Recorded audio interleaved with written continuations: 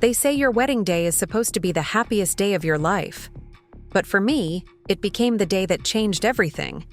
The day I discovered that sometimes the people we trust the most can betray us in ways we never imagined. My name is Rebecca Anderson, and this is the story of how my mother-in-law's shocking accusation on my wedding day led me down a path I never expected to take. Make sure to subscribe and hit that notification bell to hear more incredible true stories, like mine. On that crisp April morning in Boston, everything seemed perfect. The historic Fairview Manor stood majestically against the clear blue sky, its red brick walls and white columns adorned with cascading white roses and delicate baby's breath. The manor's expansive gardens were beginning to bloom, creating the picturesque spring wedding I had always dreamed of. I stood in the bridal suite, a converted library still lined with antique books, watching my reflection in a gilt-edged mirror as my best friend Jennifer helped adjust my veil. The ivory lace of my dress caught the morning light streaming through the floor-to-ceiling windows, creating patterns that danced across the hardwood floors. "You look absolutely breathtaking, Becky," Jen whispered, her eyes meeting mine in the mirror. She'd been by my side since our freshman year at Boston University, through every up and down, including the whirlwind romance with Daniel that had led to this moment. My hands trembled slightly as I adjusted my grandmother's pearl necklace. Something borrowed, something old. 5 years of dating Dan, 3 years of living together, and now, finally, we were about to become husband and wife. Everything was falling into place exactly as we'd planned. The flowers have arrived, and they're absolutely perfect. Kate, our wedding planner, announced as she breezed into the room, her clipboard clutched to her chest. The string quartet is set up in the garden, and the guests are beginning to arrive. "How are you feeling, Rebecca?" Before I could answer, my mother Margaret and sister Amy burst into the room, their faces glowing with excitement. "Oh, sweetheart," Mom exclaimed, her eyes welling with tears as she took in my appearance. "You look just like an angel." The next hour passed in a blur of final touches and photographs. My father Robert appeared at the door, looking distinguished in his tuxedo, his silver hair perfectly combed. "Ready to walk down the aisle, Pumpkin?" he asked, his voice thick with emotion. That's when we heard it, the first sign that something was terribly wrong. Raised voices echoed through the manor's hallways, growing louder and more intense with each passing second. Jen frowned, moving toward the door to investigate. "I don't care if she's getting ready. Where is she? Where is that thief?" The sharp, accusatory voice of Patricia Mitchell, Dan's mother, cut through the peaceful atmosphere like a knife. My stomach dropped. In the 5 years I'd known Patricia, she'd never fully warmed to me, always maintaining a cool politeness that masked her disapproval of her son's choice. But this was something entirely different. The door burst open before anyone could react. Patricia stood there, her perfectly coiffed gray hair slightly disheveled, her face red with fury. Behind her, I could see Dan's father George trying to pull her back, looking mortified. "You!" she screamed, pointing a manicured finger at me. "How dare you! How dare you steal my mother's diamond brooch!" The room fell silent. I felt the blood drain from my face as every eye turned to me. The brooch in question was a family heirloom, a stunning Art Deco piece that Patricia's mother had brought with her when she immigrated from Ireland. I'd admired it once during a family dinner, but that was all. "Mrs. Mitchell," I stammered. "I don't understand. I haven't taken anything." "Liar!" she spat. "It was in my jewelry box last night and now it's gone. You were the only one in our house yesterday for the rehearsal dinner. You must have taken it while everyone was busy." My father stepped forward, his face darkening with anger. "Now see here, Patricia. You can't just burst in here throwing around accusations without any proof." But Patricia was beyond reason. She began ranting about how she'd always known I was after the family's wealth, how I'd manipulated Dan into proposing, how she'd seen me eyeing the brooch months ago. Each word felt like a physical blow. Then Dan appeared in the doorway, his face pale and serious. Our eyes met, and in that moment, I felt my world begin to crumble. There was doubt in his eyes. Doubt about me. "Becky," he said quietly, "if you took the brooch, please just return it. We can forget this happened and move forward with the wedding." Those words hit me like a bucket of ice water. After 5 years together, after everything we'd shared, he couldn't even give me the benefit of the doubt. I felt something break inside me. Not just my heart, but my faith in everything I thought we'd built together. "Dan," I whispered, my voice shaking, "how can you even think I would do something like this?" The chaos in the room grew as more wedding guests gathered at the door, drawn by the commotion. I could hear their whispers, see their stares. My perfect day was unraveling before my eyes. But worse than that, my perfect relationship was being exposed as something far more fragile than I'd ever imagined. Jen stepped forward, placing herself between me and Patricia like a shield. "This is ridiculous," she declared. "Becky would never steal anything. She's one of the most honest people I know." But Patricia wasn't finished. She turned to the gathered crowd, playing to her audience. "She's fooled you all with her sweet act, but I've always known what she really is. A gold digger, a thief." I looked around the room, at the faces of the people I loved, at the beautiful wedding dress I'd spent months choosing, at the flowers and decorations that now seemed to mock me with their perfection. This was supposed to be the beginning of my happily ever after. Instead, it was turning into a nightmare. "Dan," I said again, my voice stronger now despite the tears threatening to fall. "Do you believe her? Do you honestly think I would steal from your family?" He shifted uncomfortably, looking between his mother and me. His silence was deafening, and in that silence, I found my answer.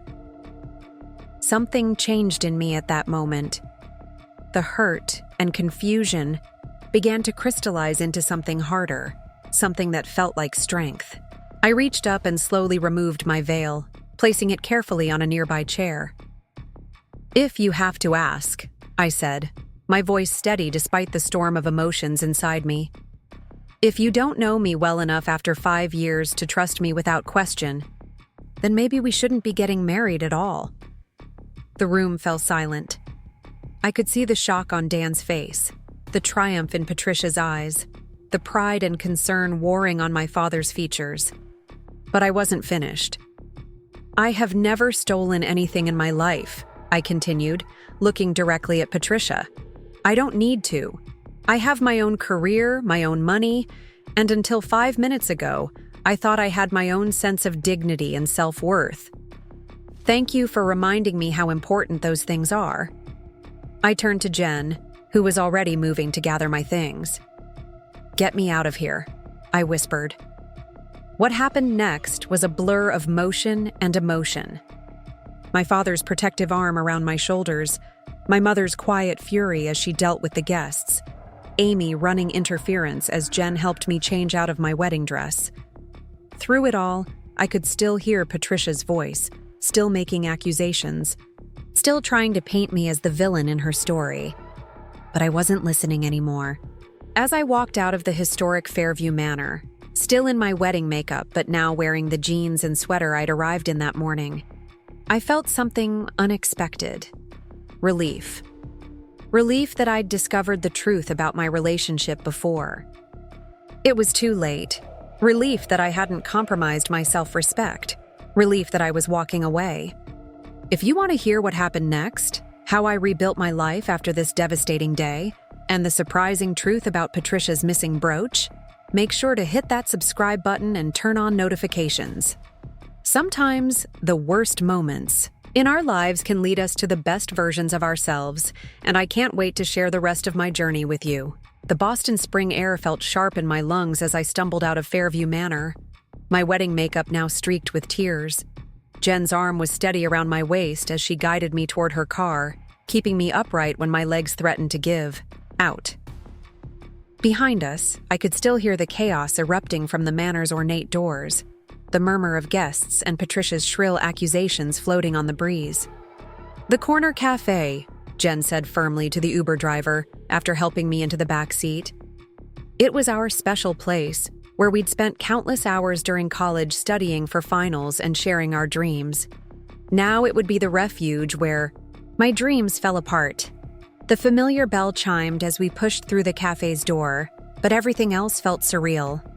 Sarah, the owner who had watched us grow from stressed college students to young professionals, took one look at my face and immediately cleared her corner booth, the one with the worn leather seats and the view of the public garden. "I'll bring your usual," she said softly, her kind eyes full of concern. "And something stronger than coffee, I think." I collapsed into the booth, the events of the past hour swirling through my mind like leaves caught in an autumn storm. My phone buzzed incessantly. Messages from guests, from family, from Amy, who was trying to manage the situation back at the manor. Preparing and narrating this story took us a lot of time, so if you are enjoying it, subscribe to our channel. It means a lot to us. Now back to the story. I turned it face down on the table, unable to deal with anyone else's reactions or questions. "He didn't defend me," I whispered, the reality of it hitting me anew. 5 years together, and he couldn't even defend me. Jen reached across the table and squeezed my hand. "Because he's weak, Becky. He's always been weak when it comes to his mother. You've just been too in love to see it." The truth of her words stung. How many times had Dan backed down from his mother's subtle criticisms? Of me? How often had he asked me to just let it go when Patricia made snide comments about my career choices or my family's middle-class background? I'd always told myself it was because he wanted to keep the peace, but now I saw it for what it was: cowardice. Sarah returned with 2 Irish coffees and a plate of her famous chocolate chip scones. "On the house," she said, then hesitated. "Your father called. He wanted to make sure you made it here safely. Should I tell him I'm okay?" I managed. I need some time." The warmth of the Irish coffee spread through my chest, but it couldn't thaw the ice that had formed around my heart. I thought about the wedding venue I'd spent months planning, the honeymoon tickets to Bali sitting in my email, the apartment Dan and I had just finished furnishing together. All of it now felt like props in a play where I'd been tragically miscast. The cafe door chimed again, and my stomach clenched as Dan's sister Emma rushed in. Unlike her mother, Emma had always been kind to me, and now her face was flushed with embarrassment and concern. "Becky," she said, sliding into the booth beside Jen, "I'm so sorry. Mom's gone completely off the deep end. We've looked everywhere for that brooch, her jewelry box, her dresser, even the safe. We can't find it. But that doesn't mean she should accuse me of stealing it," I finished, my voice stronger than I expected. "Or that your brother should stand there and let her." Emma winced. "Dan's? He's trying to calm her down. He says he knows you wouldn't steal anything, but he also doesn't want to upset Mom more when she's already so distraught about the brooch." "Distraught?" Jen's voice dripped with sarcasm. "She's making a scene at her son's wedding, accusing her future daughter-in-law of being a thief in front of everyone they know, and he's worried about upsetting her more?" I stared into my coffee, watching the cream swirl in abstract patterns. You know what hurts the most? Not even the accusation. It's that after all this time, Dan still puts his mother's feelings above everything. Above truth, above fairness, above me. Emma started to say something, then stopped as the cafe door opened again. This time it was Dan himself, his wedding suit rumpled, his face a mask of confusion and distress. My heart, traitor that it was, still skipped a beat at the sight of him. "Becky," he said, approaching our table cautiously. "Please come back to the manor. We can sort this out. Mom's just upset about the brooch." You know how much it means to her, once it turns up. Once it turns up? I repeated, incredulous. Do you hear yourself? Your mother accused me of theft in front of our entire wedding party, and you're still acting like there's a possibility I took it? That's not what I meant. He backpedaled, running a hand through his hair in that familiar gesture of frustration. I just think if we all calm down— I am calm, I said, and I was surprised to find it was true. The shock and hurt were giving way to a clarity I'd never experienced before. I'm very calm, and I'm telling you that I will not go back there to be accused and humiliated. I won't spend my life trying to prove myself worthy to your mother. And I won't be with someone who doesn't trust me completely. Of course I trust you, Dan protested, but his eyes slid away from mine as he said it. I love you. Love without— Trust isn't love at all, I said softly. It's just dependency. The words hung in the air between us, heavy with truth. Dan stood there, shifting his weight from foot to foot, looking more like the uncertain boy I'd met in college than the man I'd thought I was going to marry. What do you want me to do? He finally asked. I want you to believe in me without question. I want you to stand up to your mother. I want you to be the partner I thought you were. I took a shaky breath. But I can't make you be those things, and I won't spend my life waiting for you to become them. Emma made a small sound, something between a gasp and a sob. Jen's hand found mine under the table and squeezed. Dan opened his mouth, closed it again, then said the words that would seal our fate. Mom would never lie about something like this. 4 years of love, of shared dreams, of building a life together. And it all came down to this: his mother's word against mine. I slipped my engagement ring off my finger, placed it on the table between us with a soft click. Then I guess we have nothing left to talk about. Dan stared at the ring, his face a study in conflicting emotions. Without another word, he picked it up and walked out of the cafe. Emma looked between the closing door and me, tears in her eyes. I'll keep looking for the brooch, she promised. This isn't right. After she left, Jen and I sat in silence. Sarah brought fresh coffee, this time without the whiskey. The afternoon light slanted through the windows, catching dust motes in its golden beams. It felt impossible that just hours ago I had been getting ready to walk down the aisle. My phone buzzed again, this time with a text from my mother. Your father and I have managed things at the manor. The guests have gone home. We've started calling the vendors to cancel everything. Come home when you're ready, sweetheart. We're here for you.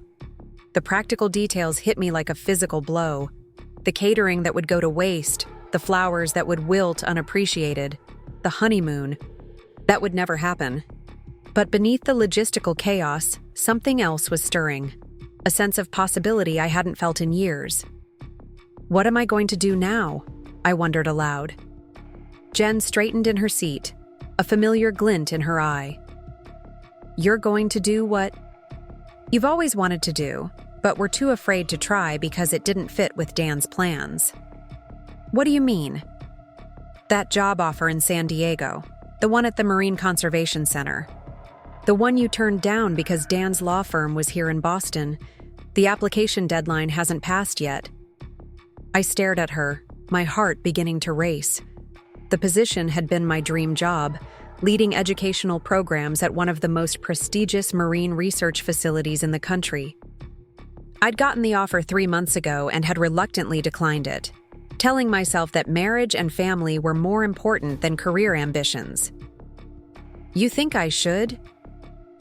I think, Jen said firmly, that the universe has just given you a sign as big as a billboard.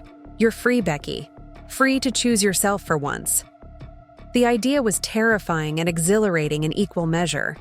San Diego was across the country, far from everything and everyone I knew. But maybe that's exactly what I needed. A clean break, a fresh start, a chance to discover who I was without Dan's influence or Patricia's judgment. My phone buzzed once more. This time it was a message from Patricia herself. I hope you're satisfied with the scene you've caused. Don't think you can come crawling back when you realize what you've thrown away." Looking at those words, something shifted inside me. The last traces of doubt and hurt crystallized into determination. I picked up my phone and began composing an email to the director of the Marine Conservation Center. "Dear Dr. Martinez, I hope this email finds you well. I'm writing to inquire if the position of Educational Program Director is still available." Jen read over my shoulder as I typed, a smile spreading across her face. Now that's the Becky I know.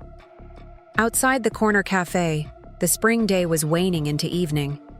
Through the window, I could see couples walking hand in hand through the public garden, tourists taking photos of the blooming cherry trees, life going on as if my world hadn't just imploded. But maybe that was the point.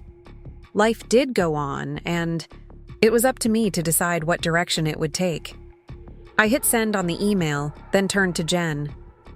"Will you help me pack up my things from the apartment tomorrow?" I don't want to do it alone." "Of course," she said without hesitation. "And then we're going shopping. If you're moving to California, you're going to need a whole new wardrobe." For the first time since Patricia had burst into the bridal suite that morning, I felt myself smile. It wasn't the smile of a bride on her wedding day, but of a woman discovering her own strength. Sarah appeared at our table one last time, this time with a box of scones to go. "For later," she said with a wink, "when you're ready to tell me all about your next adventure." As we left the cafe, the setting sun painted the Boston skyline in shades of pink and gold. I thought about all the evenings I'd spent walking these streets with Dan, planning our future together. Now I was walking them alone, but somehow I felt lighter, freer. My phone chimed with a new email notification. Dr. Martinez wanted to set up a video interview for tomorrow morning. The future was rushing toward me faster than I'd expected, but I was ready to meet it head on. "You know what the funny thing is?" I said to Jen as we walked toward her car.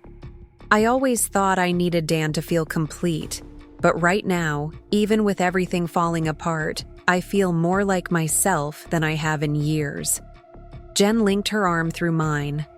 Sometimes we have to lose everything we thought we wanted to find what we actually need. The wisdom of her words settled over me like a warm blanket. I had lost my wedding day, my fiancé, my carefully planned future. But in their place, I had found something far more valuable. The courage to choose my own path, the strength to stand up for myself, and the freedom to become whoever I wanted to be. As we drove through the darkening streets of Boston, I realized that this wasn't the end of my story. It was just the beginning of a new chapter, one where I was both the author and the heroine. And despite everything that had happened, despite the pain and the humiliation and the lost dreams, I couldn't wait to see what the next page would bring. The morning after my almost wedding dawned with a surreal quietness. I found myself sitting at my parents' kitchen table, laptop open in front of me, preparing for my video interview with Dr. Martinez at the San Diego Marine Conservation Center.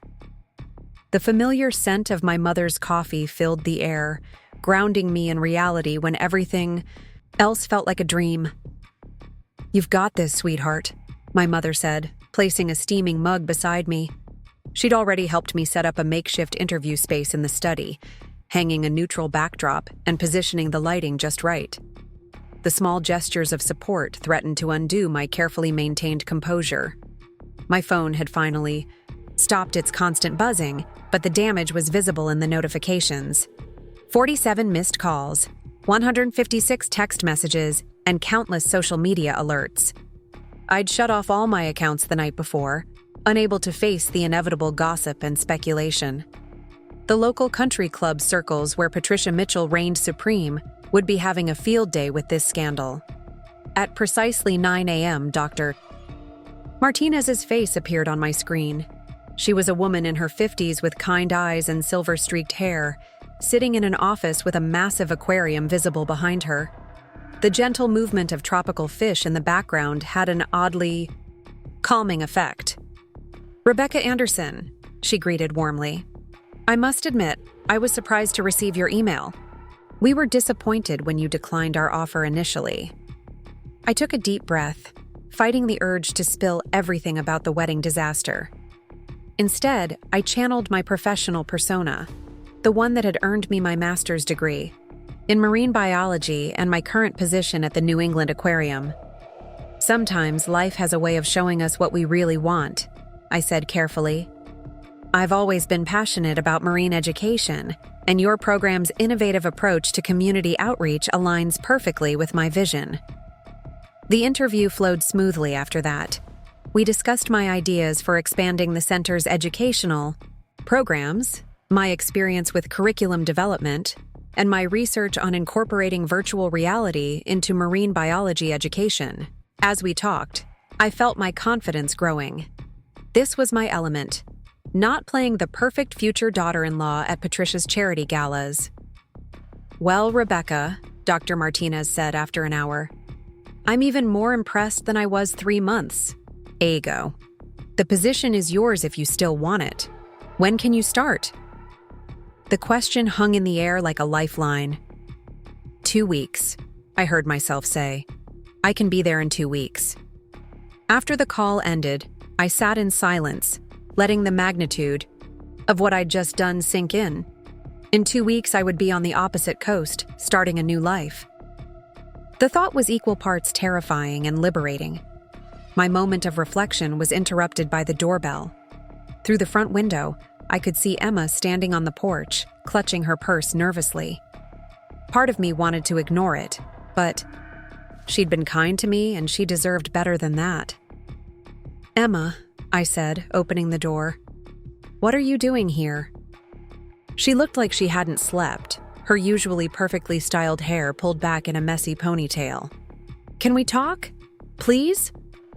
My mother appeared in the hallway, protective instincts clearly battling with her ingrained hospitality. Would you like some coffee, Emma? Emma nodded gratefully, and soon we were seated in the living room, the same room where Dan had asked my parents for their blessing 6 months ago. The memory felt like it belonged to someone else's life. Mom's still looking for the brooch, Emma began, staring into her coffee cup. She's turned the house upside down. Dad's trying to convince her to file an insurance claim, but she insists it has to be somewhere. Or that someone took it. And by someone, she means me, I said flatly. Emma flinched. Dan's a mess. He keeps saying he should have handled things differently, but he doesn't know how to fix it. Mom's got him convinced that if he tries to contact you, it'll look like an admission of guilt on your behalf. A bitter laugh escaped me. Of course she does. And he believes her, just like he always has. He loves you, Becky. He's just weak. I finished for her. And I can't build a life with someone who won't stand beside me when things get tough. I took a deep breath. I got the job in San Diego. I'm leaving in 2 weeks. Emma's eyes widened. San Diego? But what about the aquarium here? Your life is in Boston. My old life was in Boston, I corrected gently. The life I thought I wanted. The life that revolved around making everyone else happy.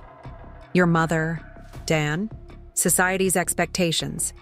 But that life ended yesterday morning when your mother decided I was a thief, and your brother couldn't find the courage to defend me. Tears spilled down Emma's cheeks. I'll miss you. You were the sister I always wanted. The simple honesty of her words cracked my composure. We hugged, both crying now, mourning the future we'd thought we would share. When we pulled apart, Emma wiped her eyes and reached into her purse. I brought something for you, she said, pulling out a small package wrapped in tissue paper. I found it last night when I was helping Mom search for the brooch. It's the birthday card you gave me last year, remember? The one with the hand-drawn sea turtles? I remembered. I'd spent hours sketching those turtles, incorporating elements of Emma's favorite colors and patterns. She'd been so delighted that I'd created something specially for her instead of buying a generic card. You kept it? Of course I did. It's beautiful, and it was from my heart sister. She placed the card in my hands.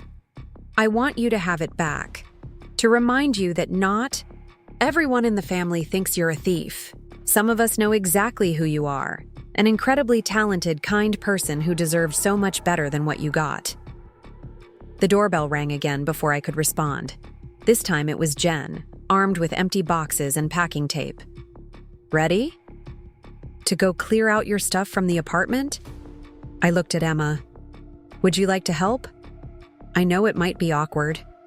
She was already standing up. I'll help. It's the least I can do. The drive to the apartment I'd shared with Dan was tense. We knew he would be at work.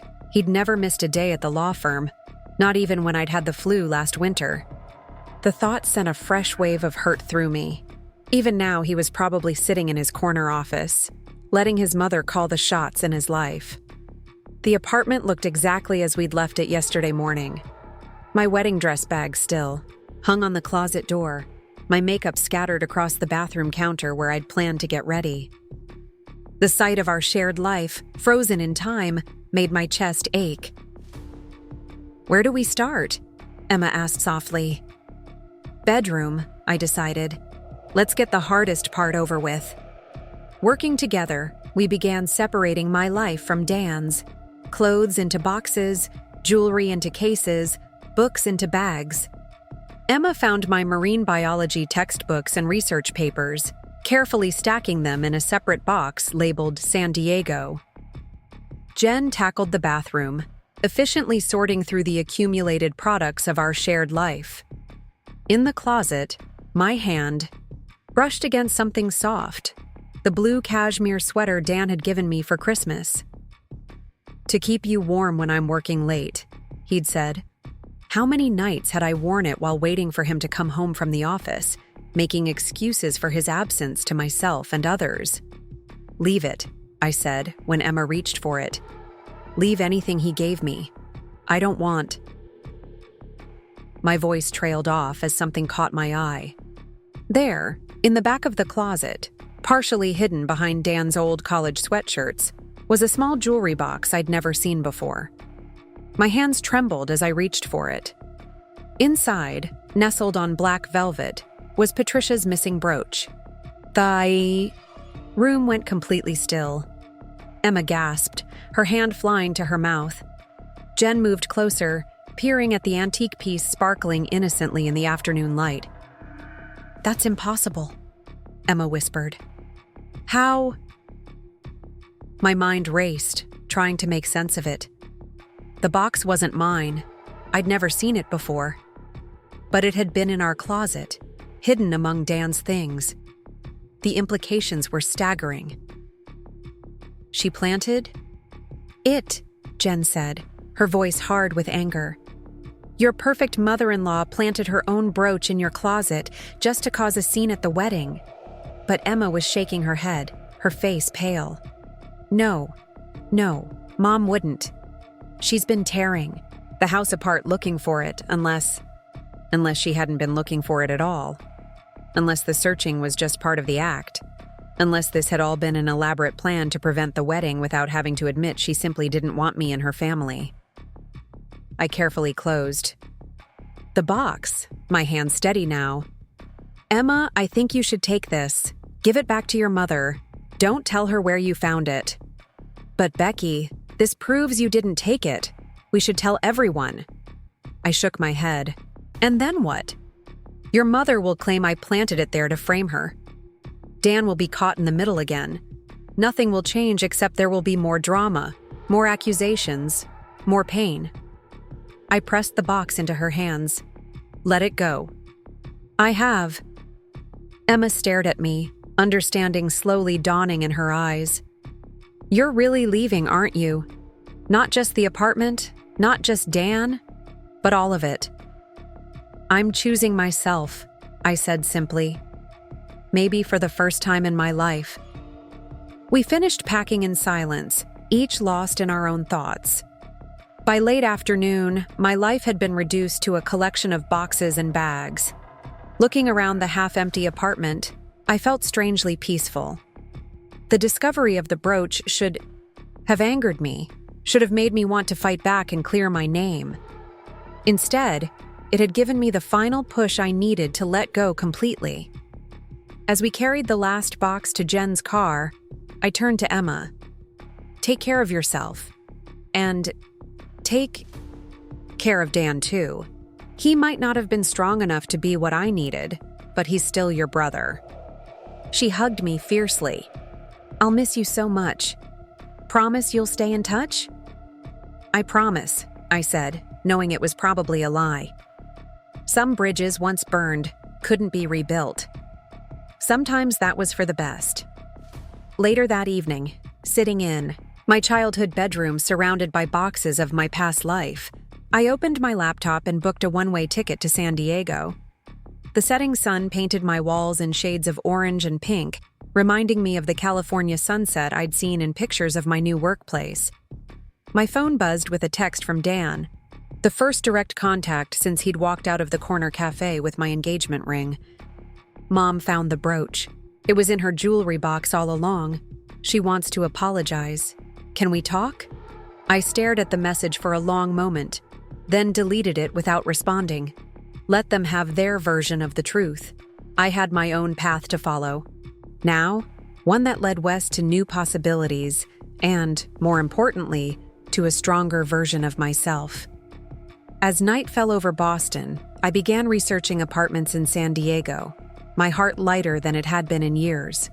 Sometimes losing everything you thought you wanted was the only way to find what you truly needed. Sometimes the deepest betrayals led to the most profound transformations. And sometimes, just sometimes, a ruined wedding day could be the first step toward a better life. The San Diego morning sun streamed through the windows of my small studio apartment, warming the hardwood floors and illuminating the scattered moving boxes that still needed unpacking. 2 weeks had passed since I'd left Boston, and already the memories of that fateful wedding day felt like scenes from someone else's life. My phone chimed with a message from Dr. Martinez. Staff meeting at 8:30. Bring your ideas for the summer education program. I smiled, grabbing my laptop and the leather messenger bag Jen had given me as a going-away present. The walk to the Marine Conservation Center took me along the coastline, where early morning surfers dotted the waves like seabirds. The center itself was a modern building of glass and sustainable materials, its walls adorned with massive photographs of marine life. My office, though small, had a view of the Pacific that made me catch my breath every morning. Today, a pod of dolphins played in the distance, their fins catching the sunlight as they breached the surface. Morning, Rebecca. Maria, one of the marine biologists, called out as I entered the conference room. How's the East Coast transplant settling in? Before I could answer, my phone buzzed again. Emma's name flashed on the screen, along with a photo attachment. I quickly muted, it pushing down the familiar twist in my stomach. Later. I would deal with it later. The meeting room filled quickly with my new colleagues, passionate scientists, educators, and conservationists who cared more about saving ocean ecosystems than social status or family connections. Dr. Martinez sailed in last, her silver hair crowned with reading glasses. Good morning, team, she began, but was interrupted by a commotion at the door. A tall man with sun-bleached hair and tanned skin hurried in, juggling a laptop and what looked like diving equipment. Sorry I'm late, he said, dropping into the only empty chair, right next to me. Lost track of time while monitoring the seal pups. Everyone, Dr. Martinez said with a slight smile. For those who haven't met him yet, this is Alex Connor, our marine mammal specialist. He's just returned from a research expedition in Australia. Alex turned to me with an apologetic grin. Didn't mean to crash into your space. You must be the new education director? Rebecca Anderson, I replied, noticing the way his eyes crinkled at the corners when he smiled. Stop it, I told myself firmly. I wasn't here for romance or complications. I was here to rebuild my life, to focus on my career. The meeting proceeded with updates on various projects. When it was my turn, I presented my ideas for incorporating virtual reality technology into the center's educational programs, allowing students to experience underwater environments firsthand. The enthusiasm from my colleagues was immediate and genuine. "Brilliant approach," Alex commented afterward as we filed out of the conference room. "Have you considered adding a marine mammal component? I've got some amazing footage from Australia. That might work perfectly." Before I could respond, my phone buzzed again insistently. This time it was a text from my mother. "Sweetheart, you might want to check the Boston Globe Society page." My heart sank. "I'm sorry," I said to Alex. "I need to take care of something." Back in my office, I pulled up the Boston Globe's website with trembling fingers. There it was, in the Society section. Mitchell Reynolds' wedding announcement. Beneath the headline was a photo of Dan, smiling his perfect lawyer smile, standing next to a willowy blonde I recognized as Patricia's best friend's daughter, Caroline Reynolds. The article was brief but pointed. In an intimate ceremony at Sauai, the Historic Fairview Manor, Daniel Mitchell, son of George and Patricia Mitchell, wed Caroline Reynolds, daughter of James and Elizabeth Reynolds. The bride wore a vintage Art Deco brooch belonging to the groom's grandmother, a family heirloom symbolizing the joining of two of Boston's most prominent families. The brooch. Of course, Patricia had given Caroline the brooch to wear. The final twist of the knife. The ultimate statement about who was worthy of her family's treasures and who wasn't. A soft knock at my door made me quickly close the browser. Alex stood there, holding 2 paper cups of coffee. "Thought you might need this," he said. "You looked a bit shaken earlier." I accepted the coffee gratefully, its warmth anchoring me to the present moment.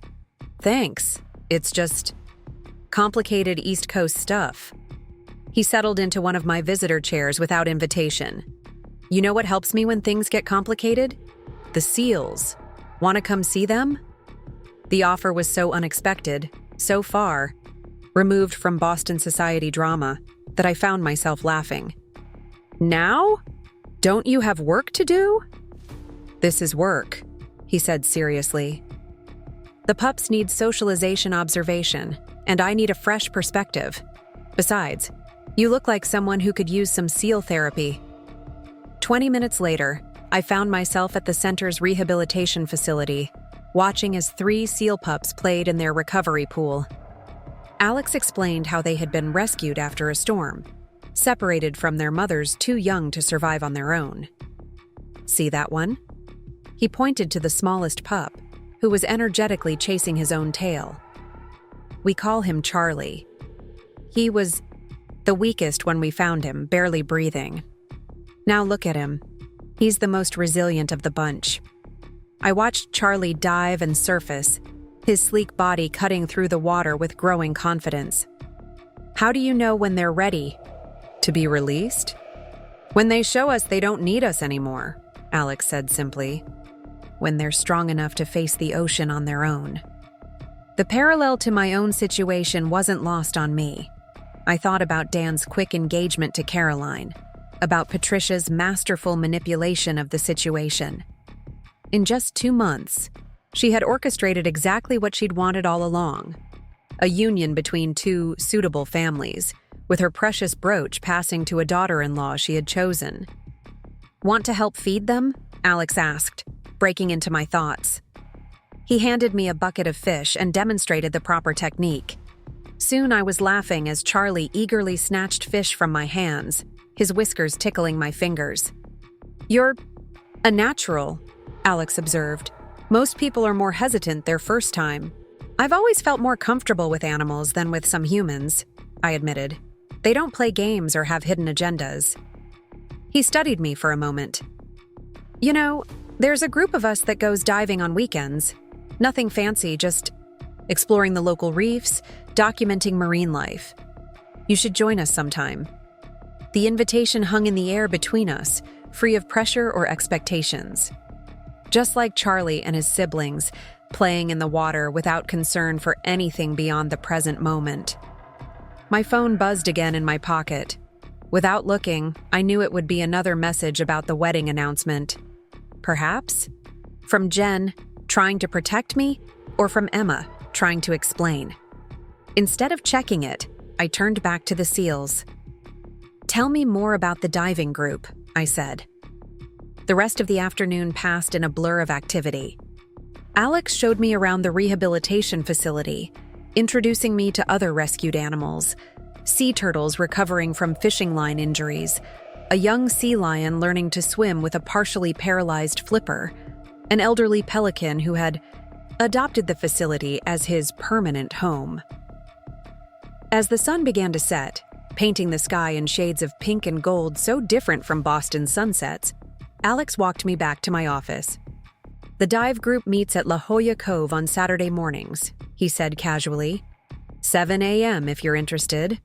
Back home in my small studio, I finally gathered the courage to check my messages. Emma had sent several photos of the wedding. Dan and Caroline exchanging vows in the same spot where I should have stood, Patricia beaming with triumph, the cursed brooch gleaming on Caroline's dress. But instead of the pain I had expected, I felt only a gentle sadness, like watching the end of a movie I had already walked out of. I opened my laptop and began working on my educational program proposals, incorporating Alex's suggestions about the marine mammal footage. My phone buzzed one final time for the night. It was a text from Dr. Martinez. "Excellent work today, Rebecca. Your VR proposal has already generated interest from several school districts. You're exactly what this program needed." I walked to my window, looking out at the Pacific Ocean sprawled under the stars. Somewhere out there, Charlie and his seal siblings were learning to be strong, to survive, to thrive, just like me. Opening my calendar app, I marked Saturday morning with a new entry: 7 a.m., La Jolla Cove diving. Then I began unpacking the last of my moving boxes, finally ready to make this space, this city, this life fully mine. Tomorrow would bring new challenges, new opportunities, new chances to grow. But for now, I was content in the knowledge that, like Charlie, I was exactly where I needed to be, learning to swim on my own, discovering my own strength, and finding my way back to the person I was always meant to become. The salty breeze drifted through my open window, carrying with it the distant sound of waves and the promise of adventures yet to come. In Boston, Patricia Mitchell might be celebrating her social triumph. But here, 3,000 miles away, I was celebrating something far more valuable: my freedom to choose my own path, to write my own story, and to find happiness on my own terms. I picked up my phone one last time, not to check messages, but to send one. To Jen. "Remember when you said losing everything I thought I wanted might lead me to what I really need? I think I'm starting to understand what you meant." Her reply came almost instantly. "Proud of you, Becky. Now go show those seals how it's done." I smiled, thinking of Charlie chasing his tail in the rehabilitation pool, of Alex's kind eyes and uncomplicated friendship, of the vast ocean waiting to be explored. Sometimes the best revenge wasn't confrontation or vindication. It was simply living well, on your own terms, without looking back. The night wrapped around me like a comfortable blanket as I finally began to unpack the last box, the one labeled Boston Memories. Each item I pulled out felt lighter now, less charged with emotion. They were just objects, after all, pieces of a past that had shaped me but no longer defined me. At the bottom of the box, I found the birthday card I'd drawn for Emma, the one with the sea turtles. Looking at it now, I could see how my art had improved, how my understanding of marine life had deepened. Perhaps it was time to start drawing again, not for others' approval, but for the pure joy of creation. Picking up my sketchbook, I began to draw. Not sea turtles this time, but seals. Charlie and his siblings, playing in their pool, teaching. Me without words that sometimes the greatest strength lies not in holding on, but in learning when to let go. The morning of my first dive with the La Jolla group dawned clear and crisp. I arrived at the cove early, watching the sun paint the water in shades of amber and rose. My newly purchased wetsuit felt snug and unfamiliar, a physical reminder of all the changes in my life. Alex was already there, checking equipment with practiced efficiency. He looked different outside of the Marine Conservation Center, more relaxed, his hair tousled by the morning breeze. "You came," he said, looking pleased but not surprised. "I came," I agreed, trying to ignore the flutter in my stomach that had nothing to do with pre-dive nerves. Though I should warn you, I haven't done this since my certification dives in the Caribbean. Other divers began arriving. Maria from the center's research department, a marine photographer named James, and several others whose names blurred together in my pre-coffee haze. They welcomed me with easy warmth, so different from the calculated social interactions I'd grown used to in Boston. "Ready for your Pacific baptism?" Alex asked as he helped me check my gear.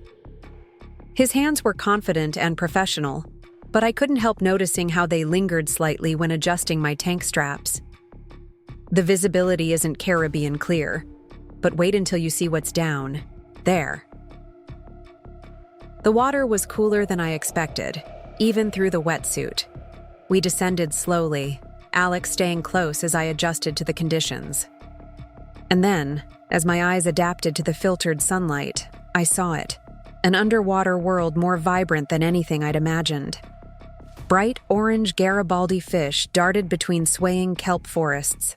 A leopard shark glided past, its spotted pattern mesmerizing. Schools of silverfish moved like liquid mercury, parting and reforming around us as we swam deeper. Alex pointed to a rocky outcropping where several harbor seals lounged, regarding us with curious eyes. One young seal peeled away from the group, swimming playful loops around us. For a moment, I forgot everything. Boston, the wedding, Patricia's schemes. Here, 30 feet underwater, none of that mattered. The hour passed too quickly. As we surfaced, Alex's face broke into a wide grin. "So? How does the Pacific compare to your East Coast aquarium?" I searched for words that could capture the experience. "It's real, raw, uncontained. Like life should be," he said quietly. The group headed to a nearby cafe for post-dive breakfast. Over steaming mugs of coffee and plates piled with eggs and toast, they shared stories of memorable dives, close, encounters with marine life, and underwater photography mishaps. I found myself laughing more than I had in months. "We're planning a night dive next weekend," James mentioned casually. "The bioluminescence has been incredible lately. You should join us." Before I could respond, my phone lit up with an incoming video call from Emma. I hadn't spoken to her since leaving Boston, though she'd continued sending texts and photos I'd only half read. Making my excuses, I stepped outside the cafe. "Emma, is everything okay?" Her face appeared on screen, looking troubled. "Becky, I had to call. Have you seen the latest?" "If you mean Dan and Caroline's society page spread, yes. It's fine." "Emma? Really?" "No, not that. Mom. She's giving interviews now about how she protected her son from a fortune hunter and preserved a family heirloom. It's in today's register." The morning's peaceful feeling evaporated. Through the cafe window, I could see Alex watching me with concern. "Emma, I appreciate you trying to protect me, but I don't need to know these things anymore. I'm building a new life here." But it's not right. The way she's twisting everything, making herself look like some protective mother. People should know the truth about the brooch, about how she planted it. "The truth?" I interrupted, suddenly tired. "The truth is that your mother got exactly what she wanted. A society-approved daughter-in-law who'll play by her rules. The truth is that your brother chose his mother's approval over standing up for what's right. And the truth is that I'm happier now than I've been in years. Emma fell silent, studying my face through the screen. You look different, she finally said. More. Yourself. I am myself, maybe for the first time since college. I glanced back at the cafe, where Alex was now standing by the door, obviously wondering if I needed rescue. I have to go. We just finished a diving session, and my group is waiting. Diving? Since when do you dive? Since I decided to stop letting other people define my limits. I softened my tone. I love you, Emma, and I'm grateful for your support. But you need to let me move on, and you need to stop trying to fix what happened in Boston. It's better this way. For everyone. After ending the call, I stood for a moment, watching the waves crash against the shore. Alex approached quietly, offering a fresh cup of coffee. Everything all right? Just ghosts from the past, I said, accepting the coffee. Nothing that matters anymore. He studied me with those kind eyes that seemed to see more than I intended to show. Want to talk about it? There's a tide pool walk I like to do when things get complicated. Great place for spotting octopi. The offer was tempting, but I shook my head. Actually, tell me more about this night dive next weekend. What exactly is bioluminescence? His face lit up as he explained the phenomenon. Microscopic organisms that created their own light, turning the dark ocean into a star field. As he talked, gesturing enthusiastically, I found myself drawn not just to his words but to his unguarded enthusiasm, so different from the careful social performances I'd grown used to in Boston. It's like swimming through stars, he finished. Hard to explain until you've experienced it. Then I guess I'll have to experience it, I heard myself say. Back at my apartment later that day, I found myself looking at the Boston Register article Emma had mentioned. Patricia's photo showed her wearing the brooch prominently, her expression one of maternal concern as she spoke about protecting family, traditions, and maintaining standards. Instead of the anger or hurt I might have felt weeks ago, I felt only a strange gratitude. Without her schemes, without her cruelty, I might never have found the courage to leave. I might have spent years trying to win her approval, slowly losing myself in the process. My phone chimed with a text from Alex. Spotted something interesting in the seal pool today. Thought you might want to see. Attached was a photo of Charlie, the smallest seal pup, successfully catching a fish on his own for the first time. I smiled, saving the photo. Then I deleted the Boston Register article without reading further. The past could write whatever story it wanted. I was too busy living my own. The next week at work flew by in a whirl of activity. My virtual reality education program was approved for a pilot run at 3 local schools, and Dr. Martinez asked me to present the concept at an upcoming marine education conference in Vancouver. It's innovative, she said, reviewing my presentation materials. Just like bringing you here was innovative. Sometimes the best decisions are the ones that break with tradition. I thought about Patricia's obsession with tradition, with maintaining appearances, with controlling every aspect of her family's life. How different it was from Dr. Martinez's approach, encouraging growth, embracing change, celebrating individual strengths. The night dive weekend arrived sooner than expected. This time, I was ready.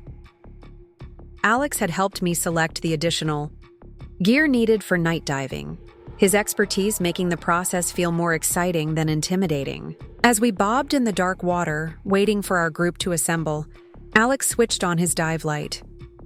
Remember, he said, we'll do a normal descent, then kill the lights once we're stable. That's when the magic happens. The descent felt different, in the darkness, more primal somehow. Every sensation was heightened.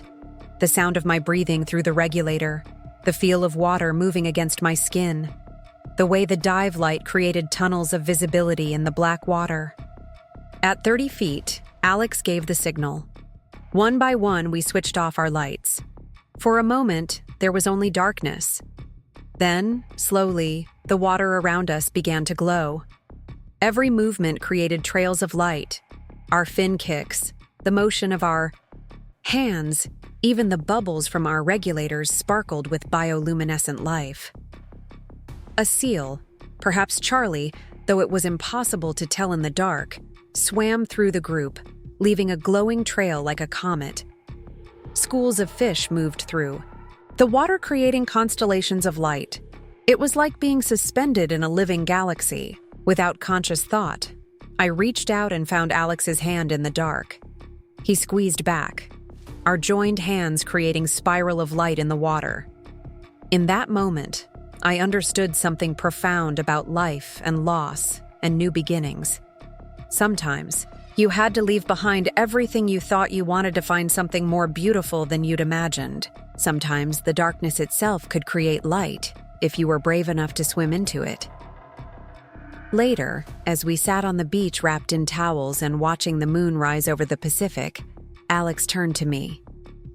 "You never talk about what brought you here," he said quietly. "But whatever it was, I'm glad it did." I looked at him, this man who spoke to seals and swam through starlit waters, who offered coffee and kindness without agenda or expectation. You know what? So am I. My phone buzzed in my bag.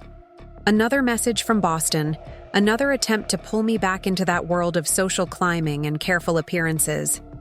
I ignored it, focusing instead on the sound of waves and Alex's quiet breathing beside me.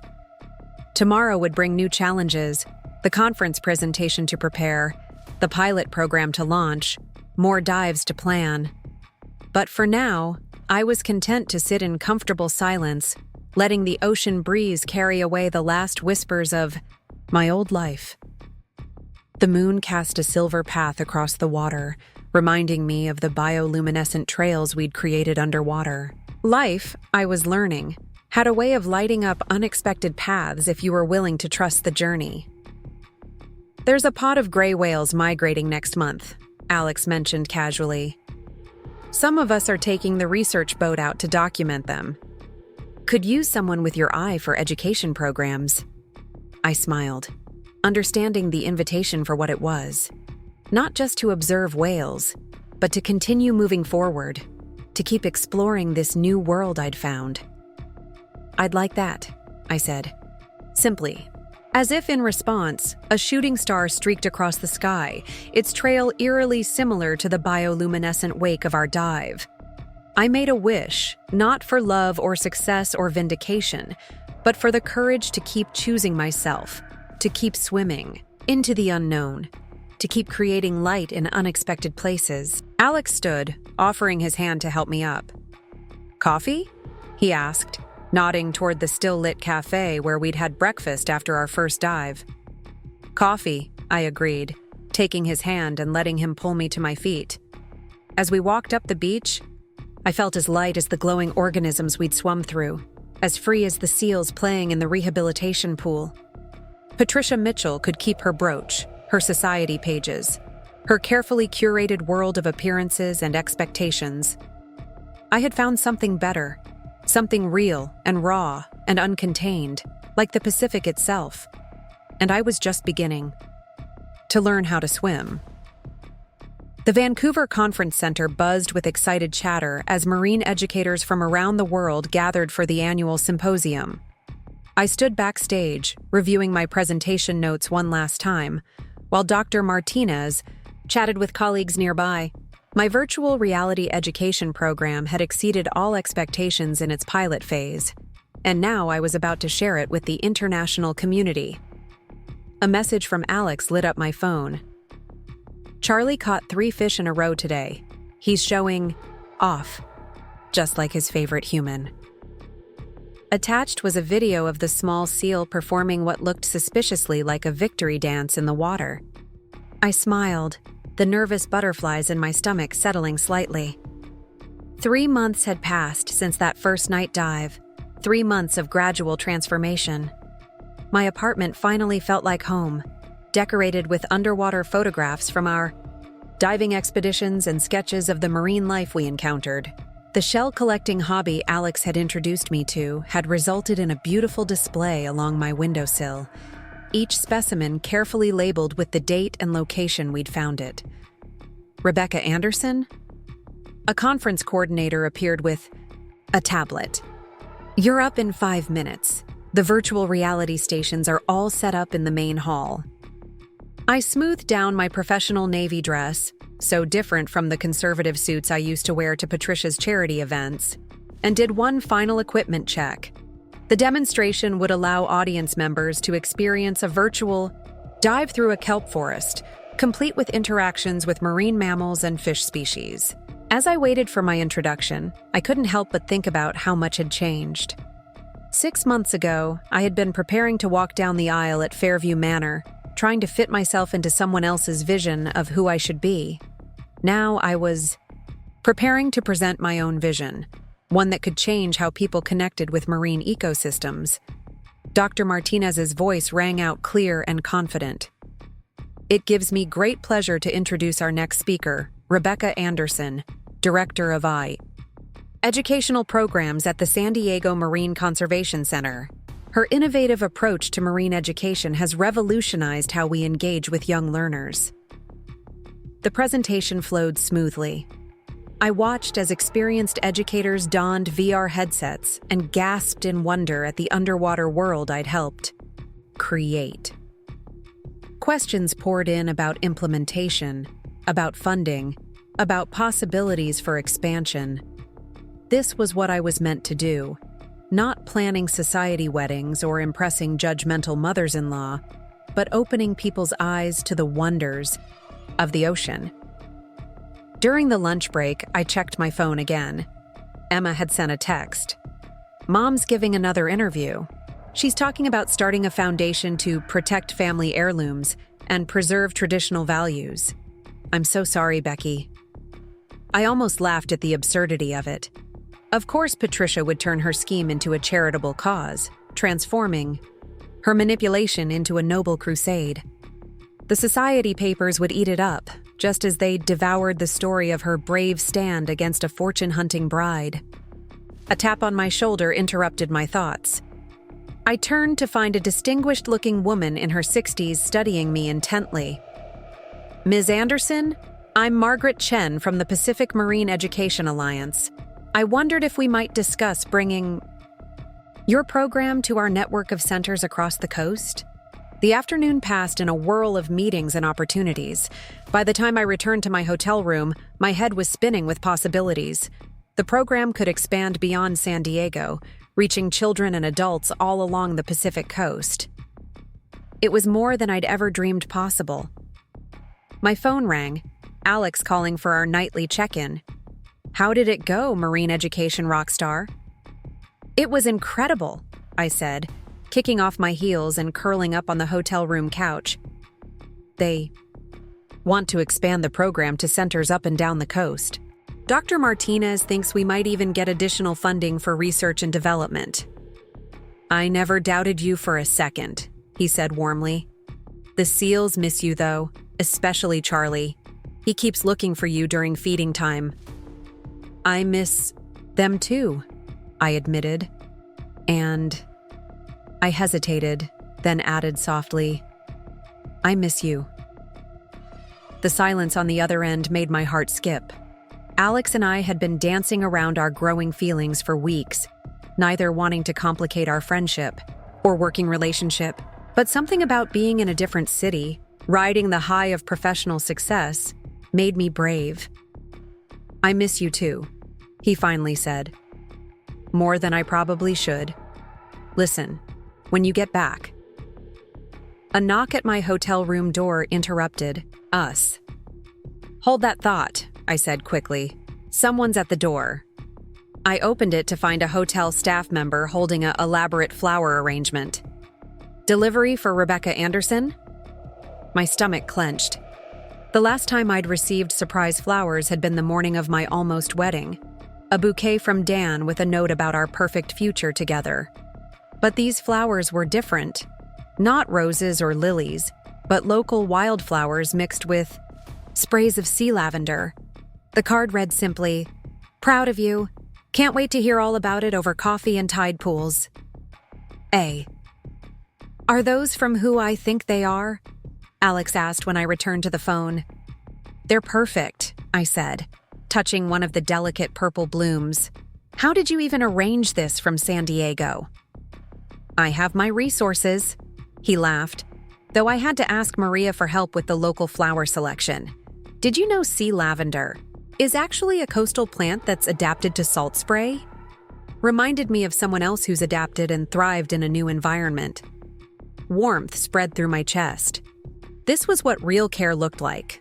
Not grand gestures designed for social media, but thoughtful actions that showed true understanding. About when I get back, I said, gathering my courage.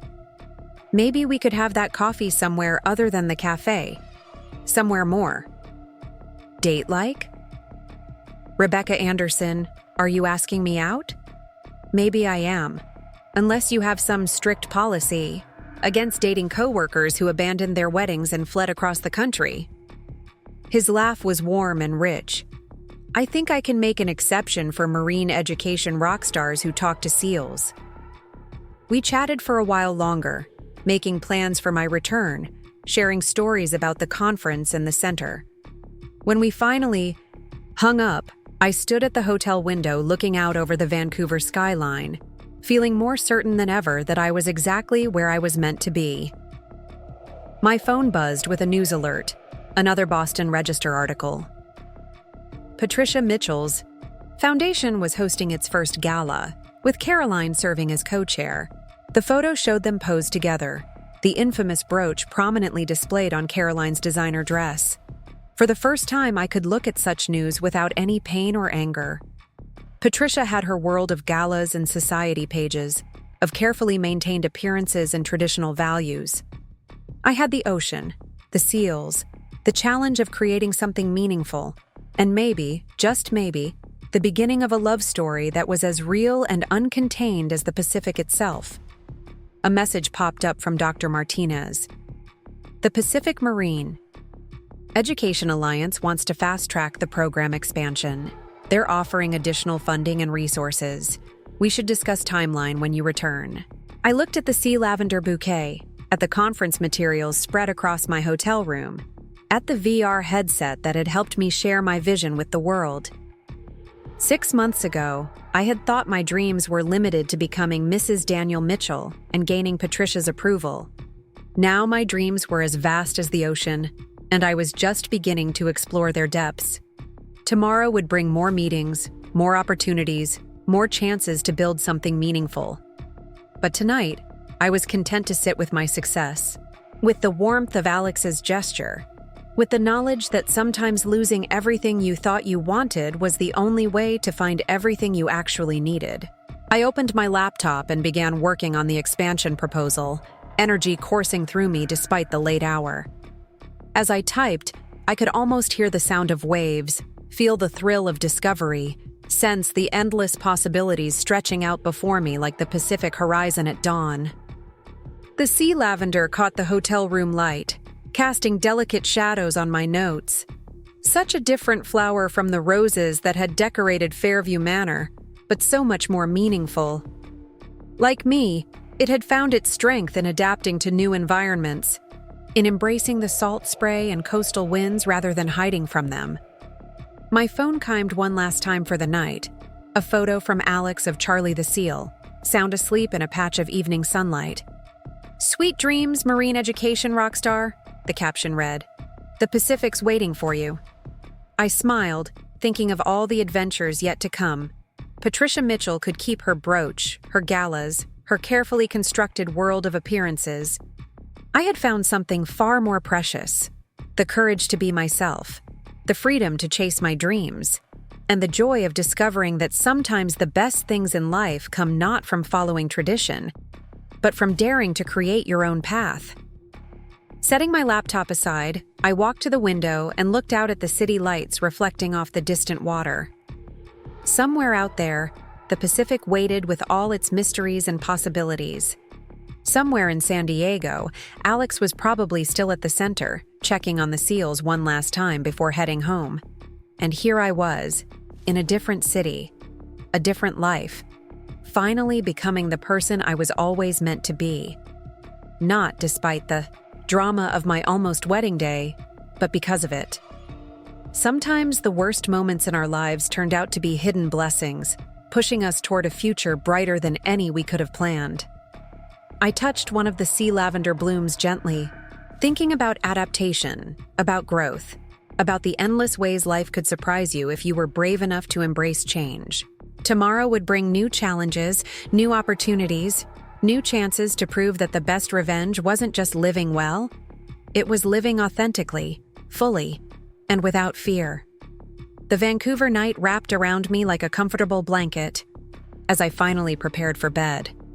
In my dreams, I swam through bioluminescent waters, chased playful seals through kelp forests, and created ripples that spread out endlessly into the vast, beautiful unknown. Landing back in San Diego felt like coming home. The familiar salt breeze wrapped around me as I exited the airport, carrying with it promises of tide pools and diving adventures. Alex waited by his truck, sunglasses pushed up into his windswept hair, looking exactly like what he was, a marine biologist who spent more time with seals than in conference rooms. "Welcome back, rock star," he grinned, taking my luggage. The SEALs sent a welcoming committee, but I told them airport security might not appreciate it.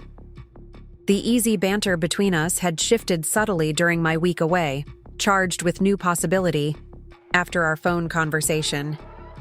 As we drove along the coast toward my apartment, his hand found mine across the center console, fitting there as naturally as shells nestled in sand.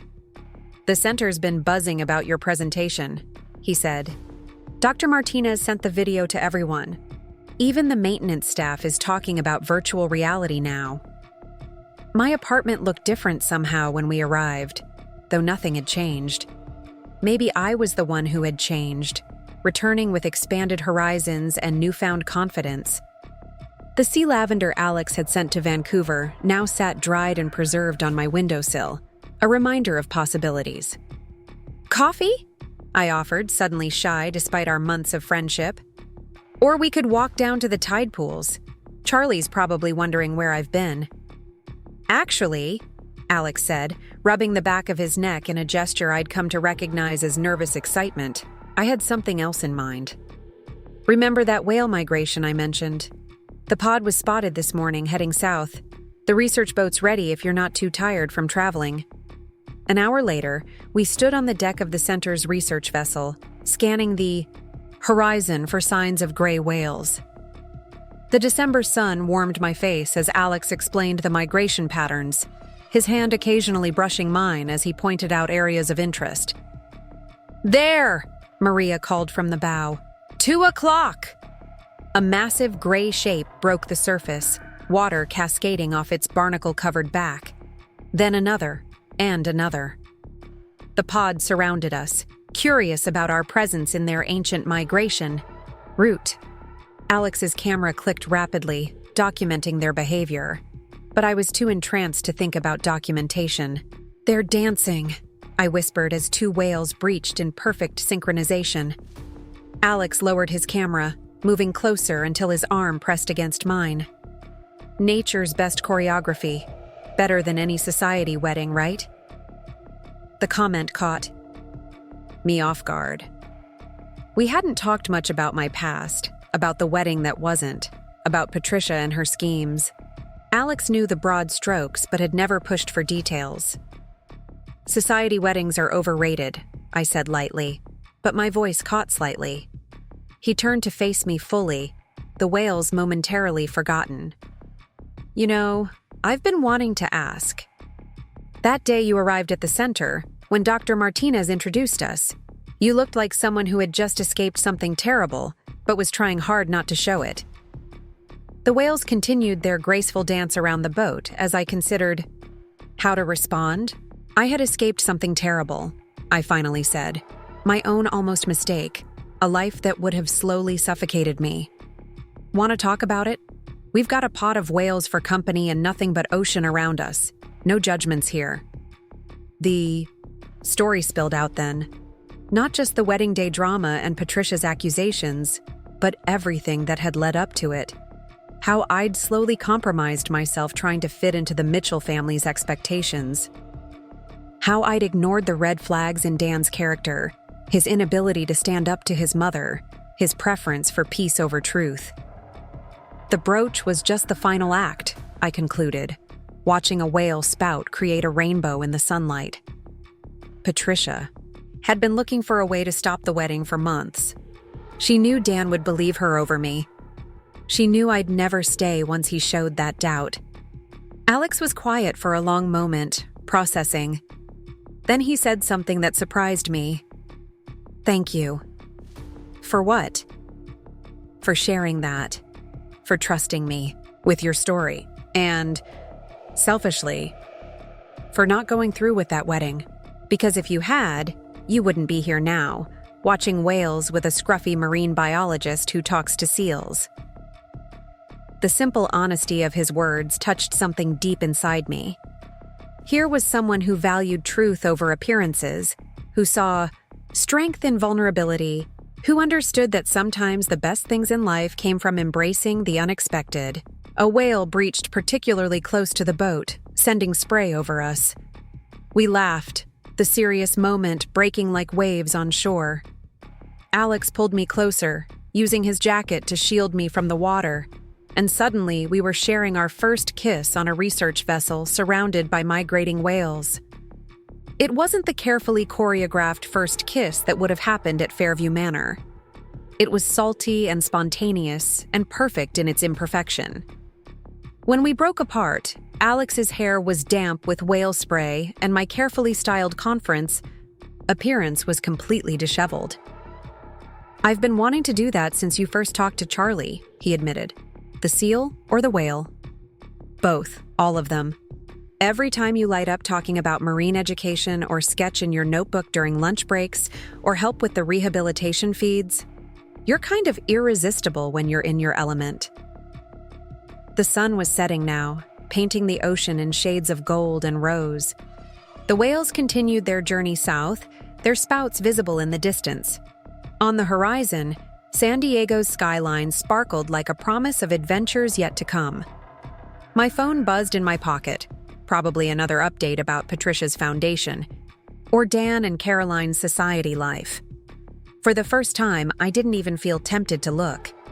The past was as distant as Boston itself, and my present was far more interesting. "We should head back," Maria called from the wheelhouse, lights fading. The return journey was quiet, comfortable. Alex kept his arm around me as we watched the coast approach, sharing occasional observations about the whale's behavior or plans for upcoming research projects. Everything had changed, yet everything felt completely natural. Back at the dock, Alex helped me gather my research notes and equipment. "So," he said casually, "about that coffee we discussed while you were in Vancouver. Tomorrow?" Suggested. "After morning rounds with the seals? It's a date. A real one, not just our usual cafe breaks." As I walked into my apartment that evening, I was struck by how different my life looked from every angle. 6 months ago, I had been preparing to become Mrs. Daniel Mitchell, trying to fit myself into a world of charity galas and social climbing. Now I was Dr. Martinez's protege, developing innovative marine education programs, falling for a marine biologist who understood that real love was about supporting growth rather than demanding conformity. My phone lit up with a text from Emma. "Mom's Foundation is hosting a Traditional Values in Modern Times symposium. She's invited all the major society families. I think you dodged a bullet, Becky." I smiled, thinking of the real symposium I'd just attended, of the meaningful work being done in marine research and education. Patricia could keep her traditional values and social hierarchies. I had found something far more valuable: authenticity, purpose, and a love that felt as vast and free as the ocean itself. Opening my laptop, I began working on the expansion proposal for the virtual reality program. Alex had suggested incorporating the whale migration footage we'd captured today, adding another layer to the educational experience we were creating. A notification popped up. Another Boston Register article about Patricia's foundation. The photo showed her presenting the infamous brooch to a historical society for preservation of cultural heritage. Caroline stood beside her, perfectly coiffed and polished, everything a Mitchell daughter-in-law should be. I closed the browser without reading the article. Let them have their carefully curated world of appearances and traditions. I had whales, and seals and tide pools, had meaningful work and genuine connections, had someone who kissed me in whale spray and understood that real beauty often came with salt and tangles. A fresh message from Alex appeared. Charlie refused his evening fish until I showed him your picture from the conference. I think he's impressed by your professional look. Either that, or he's plotting to steal your credentials and start his own marine education program. Laughing, I sent back a quick reply. Tell him he has to finish his rehabilitation first. Then we can discuss career options. The night settled around me like a comfortable blanket as I prepared for bed. Tomorrow would bring morning rounds. With the seals, coffee with Alex, more work on the education program expansion. Simple things, real things, things that mattered. My dried sea lavender caught the lamplight, casting delicate shadows on my desk. Such a different flower from the roses that had filled Fairview Manor, but so much more meaningful. Like me, it had found its strength in authenticity rather than artifice. As I drifted off to sleep, I could still feel the gentle sway of the boat, still see the whales dancing in the sunset light.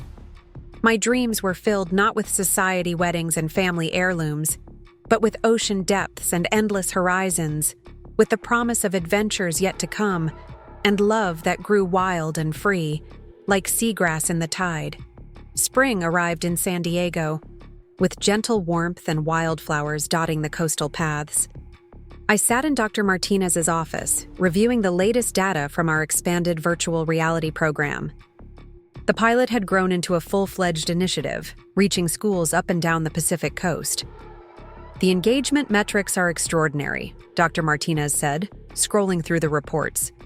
Students are retaining marine biology concepts at twice the expected rate. The Pacific Marine Education Alliance wants to feature the program at their annual conference in Hawaii. Hawaii. Another opportunity, another step forward in this new life I'd built. Outside the office window, I could see Alex working with a group of interns by the SEAL rehabilitation pool. Charlie, now fully recovered and nearly ready for release, was showing off his hunting skills to the newcomers. They've requested you as the keynote speaker, Dr. Martinez continued, a proud smile lighting her face. Your innovation in marine education is drawing attention from conservation centers worldwide. My phone vibrated silently in my pocket. Probably Jen, who was flying in next week for her first visit since I'd left Boston. Or maybe Emma, who had finally stopped sending updates about Patricia's social machinations and instead shared stories about her own life, her own dreams. When's the conference? I asked, already mentally rearranging my schedule. September. Speaking of which. Dr. Martinez's expression turned serious. The board has been discussing creating a new position, Director of Innovation and Educational Technology. It would involve overseeing the expansion of programs like yours across multiple centers. I'd like you to consider applying. The opportunity took my breath away. A year ago, I had been preparing to become the perfect society wife, suppressing my ambitions to fit into Patricia Mitchell's narrow view of acceptable feminine achievement. Now I was being offered a chance to shape marine education on an international scale. A knock at the office door interrupted our discussion. Alex poked his head in, his hair wild from the ocean breeze. Sorry to interrupt, but you both need to see this. Charlie's done something incredible. We followed him to the rehabilitation pool, where a small crowd of staff and interns had gathered. Charlie was demonstrating a new hunting technique we'd never seen before, using the pool's water jets to help herd fish into a more easily catchable group. He's innovating, Alex explained excitedly, creating his own solutions instead of just following instinct. It's exactly what we hope to see before release. proof that they can adapt and problem solve in the wild. I watched the small seal, remembering how weak he'd been when he first arrived. Like me, he had faced challenges that seemed insurmountable. Like me, he had found strength not in following predetermined patterns, but in discovering his own way forward. "The release is scheduled for next week," Alex said softly, "just before your friend Jen arrives. Think you're ready to say goodbye?" The question carried weight beyond Charlie's imminent departure. In the month since our first kiss on the research vessel, Alex and I had grown closer, our relationship deepening like tide pools at high water. We spent our free time exploring hidden beaches, documenting marine life, building something real and unforced. "It's not goodbye," I said, watching Charlie play. "It's letting him move forward, trusting that he's ready for his next adventure." Alex's hand found mine, squeezing gently. He understood, as he always did, the layers in my words. We had both learned that love wasn't about possession or control, but about supporting growth and celebrating independence. Later that evening, as we walked along the beach collecting shells for my windowsill collection, Alex brought up Dr. Martinez's offer. "The director position, it's perfect for you. You could implement your vision on a much larger scale." "It would mean more travel," I said carefully. "More time away from San Diego. From you." He stopped walking, turning to face me in the golden sunset light. "Becky, one of the things I love most about you is your passion for this work. I'd never want to hold you back from pursuing it fully." The word love hung in the air between us, not for the first time, but somehow more significant now. We hadn't discussed moving in together or long-term plans. Both of us content to let our relationship evolve naturally, but standing there on the beach, watching the sun sink into the Pacific, I felt the future crystallizing like salt on sea rocks. "I love you too," I said simply. "And I love that you understand why this matters so much to me." He pulled me close, sand grinding under our feet as we swayed together. "We'll make it work. Between your travel and my research expeditions, we'll probably appreciate our time together even more. Besides, think of all the new marine ecosystems you'll get to explore." My phone chimed. This time it was my mother, sending photos of the spring flowers blooming in our Boston garden. She had visited San Diego last month, meeting Alex and seeing firsthand the life I'd built. "You're glowing, sweetheart," she had said. "This is where you belong." The contrast between her acceptance and Patricia's rigid control struck me anew. Through Emma, I'd heard that Patricia's foundation was now focusing on preserving traditional marriage values, a thinly veiled reference to preventing stories like mine from repeating. "You're thinking about Boston again," Alex observed, noticing my expression. "Want to talk about it?" I shook my head, smiling. "Actually, I was thinking about Hawaii. Want to extend your stay after the conference? We could do some diving, maybe visit some of your research contacts." His face lit up at the suggestion. "I know some great spots for observing sea turtle behavior, and there's a rehabilitation center on Maui that's doing incredible work with monk seals." As we walked back toward the center, the evening air filled with the sound of waves and seabird calls, I felt profoundly grateful for every step that had led me here. Patricia's cruel accusations, Dan's weakness, the humiliation of that wedding day. All of it had pushed me toward this richer, more authentic life. My office light was still on, the virtual reality headsets glowing softly in the dimness. Through the window, I could see Charlie swimming lazy circles in his pool, probably dreaming of ocean freedom. Next week, we would release him back to his true home, trusting that the strength he'd found in rehabilitation would serve him well in the wild. "What are you thinking about?" Alex asked as we gathered our things to leave. "Change," I said thoughtfully. "How the things we think will break us often end up being the things that set us free." He nodded, understanding as always. Like a seal learning to hunt in new ways, or a marine biologist falling for an East Coast refugee who talks to animals. Laughing, I locked my office door. The center was quiet now, most staff gone home.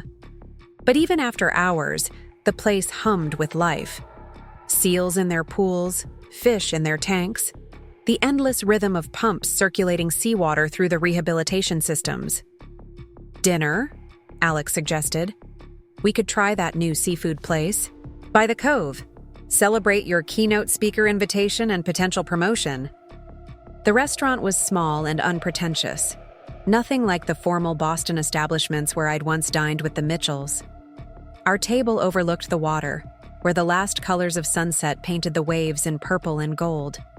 Over grilled, fish and local wine, we talked about the future, the Hawaii conference, the director position, Charlie's upcoming release. Alex shared his ideas for expanding the center's research programs, his eyes lighting up as he described potential projects. You know, he said suddenly, I've been thinking about something. My lease is up next month, and that cottage by the tide pools is available for rent. The one with the perfect view for whale watching. My heart skipped. The blue one with the wraparound porch. Too soon? He asked, looking uncharacteristically uncertain. I know we said we'd let things develop naturally. I reached across the table, taking his hand. It's perfect timing. Natural as the tides. Later that night, standing on my apartment balcony, I opened Emma's latest message. Instead of society news or Patricia's latest schemes, she had sent photos of herself volunteering at a local marine animal rescue. You inspired me, she wrote, to stop living by Mom's rules and start finding my own path. The night air carried the scent of salt and possibilities. Below, the Pacific stretched endless and dark, holding mysteries yet to be explored. Next week, we would release Charlie back to those waters, celebrating his return to freedom. Next month, Alex and I would begin our own new chapter in the cottage by the tide pools. My phone showed one final notification, a message from Dr. Martinez about the director position. The board meets Tuesday to review applications. Your vision for the future of marine education is exactly what we need. Time to dive deeper. Smiling, I began drafting my application. The past year had taught me that the most beautiful things in life often came not from following predetermined paths, but from having the courage to swim into unknown waters. Like Charlie learning to hunt in innovative ways, like Alex pursuing his passion for marine research, I had found my strength in authenticity rather than conformity. The brooch that had caused so much drama now sat in a historical society display case, probably gathering dust despite Patricia's careful polishing of both it and her reputation. But I had found something far more precious: purpose, love, and the freedom to be fully myself. Tomorrow would bring more adventures, more challenges, more opportunities for growth. But tonight, I was content to stand under the stars, listening to the waves and dreaming of all the possibilities yet to come. The future stretched before me like the Pacific at dawn, full of promise and unknown wonders, waiting to be explored one dive at a time. The morning of Charlie's release dawned clear and bright, the kind of perfect San Diego day that still felt miraculous to my East Coast sensibilities. A small crowd had gathered at the release point. Staff from the Marine Conservation Center, local media covering the rehabilitation success story, and Jen, who had flown in early specifically to witness this moment. I can't believe this is the same seal you told me about when you first arrived, Jen whispered as we watched the team prepare the transport carrier. He looks so strong now. She was right. Charlie had transformed from the struggling pup we'd rescued into a confident young seal, ready to return to his true home. Alex supervised the final preparations, his experienced hands gentle as he guided Charlie into the carrier. Ready to say see you later? He asked me softly. We never said goodbye to our rehabilitated animals. It felt too final, too much, like an ending rather than a new beginning. The release site was a protected cove where other harbor seals often gathered. As the team carefully positioned the carrier near the water's edge, I thought about all the parallel journeys that had led to this moment. Charlie's recovery, my own transformation, even Jen's growing interest in marine conservation sparked by her visits to the center. "Whenever you're ready," Dr. Martinez called. She had come to support the release, understanding its significance beyond just another rehabilitation success. Alex opened the carrier door. For a moment, Charlie hesitated, looking back at us as if memorizing our faces. Then, with a graceful movement that brought tears to my eyes, he slid into the waves and disappeared beneath the surface. "Look!" Someone pointed to the deeper water where Charlie had surfaced, already joining a group of wild seals. He seemed to dance in the water, showing off his restored strength and agility. "That's our boy," Alex said proudly, his arm slipping around my waist. "Leading with confidence, just like someone else I know." The gathered crowd began to disperse as Charlie and his new companion swam further out, but I lingered at the shore. With Jen, Alex, and Dr. Martinez, the morning sun created diamonds on the water's surface, nature's own celebration of this moment of freedom.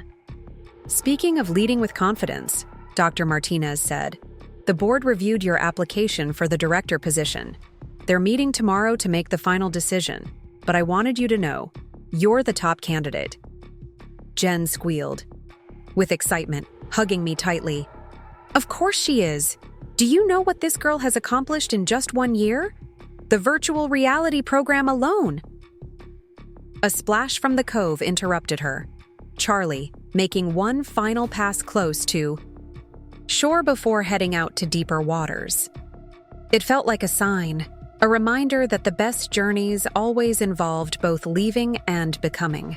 Later that evening, Jen and I sat on the balcony of my apartment, sharing wine and catching up. The sunset painted the sky in shades of pink and gold, a daily spectacle I still hadn't tired of witnessing. "You know what I just realized?" Jen said, refilling our glasses. "Today marks exactly 1 year since everything changed." I hadn't been keeping track of the date, deliberately avoiding thoughts of anniversaries and what might have beens. But now that Jen mentioned it, I felt the significance of the timing. 1 year since Patricia's accusations had shattered my planned future and unknowingly set me free. "It feels like a lifetime ago," I admitted. That girl who was so desperate to fit into Patricia's world, to be the perfect society bride. I barely recognize her now. "Good," Jen said firmly, "because that world was suffocating you, Becky. You just couldn't see it then." She paused, then added carefully, "Emma called me last week, by the way. She wanted to know if it was too late to send you something." My heart skipped. Emma and I still exchanged occasional messages, but they had become increasingly sparse as our lives diverged. "Send me what?" "A letter from Dan." The name no longer caused pain, but it did stir a complex mix of emotions. Pity, mostly, and a faint gratitude for his role in pushing me toward a better life. What did she say about it? Just that he wrote it months ago, but never had the courage to send it. Apparently, he and Caroline are having problems. Something about her being too willing to play by Patricia's rules. I couldn't help but laugh at the irony. Let me guess. Patricia's running their lives just like she always wanted. Pretty much. Emma says Caroline's redecorated their entire house according to Patricia's taste, joins all the right committees, wears that brooch to every society function. Jen shook her head. She said Dan seems miserable, but he won't stand up to either of them. The thought of Dan trapped in the very life he'd chosen, too weak to break free even now, made me appreciate my own escape even more. Tell Emma not to send the letter. Whatever Dan wants to say, it's too late and doesn't matter anymore. Jen studied me over her wine glass. You really mean that, don't you? There's not even a tiny part of you that wonders what he wrote? Not even a tiny part, I confirmed. I'm too busy living my own story to be interested in his regrets. As if to emphasize my point, Alex's truck pulled into the parking lot below. He had stayed late at the center, monitoring the cove where Charlie had been released, making sure our freed friend was truly adapting to his return to the wild. "Speaking of your story," Jen smirked, "when are you going to tell me more about this cottage by the tide pools?"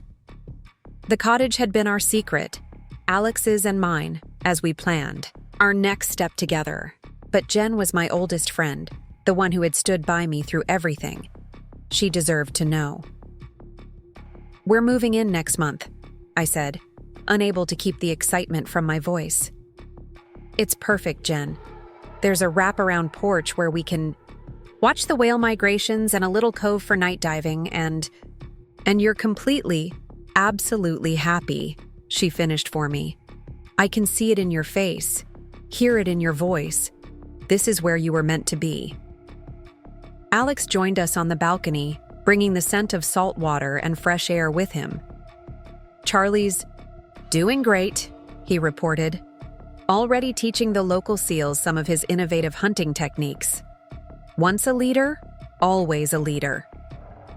"Just like his favorite human," Jen teased, echoing Alex's earlier words.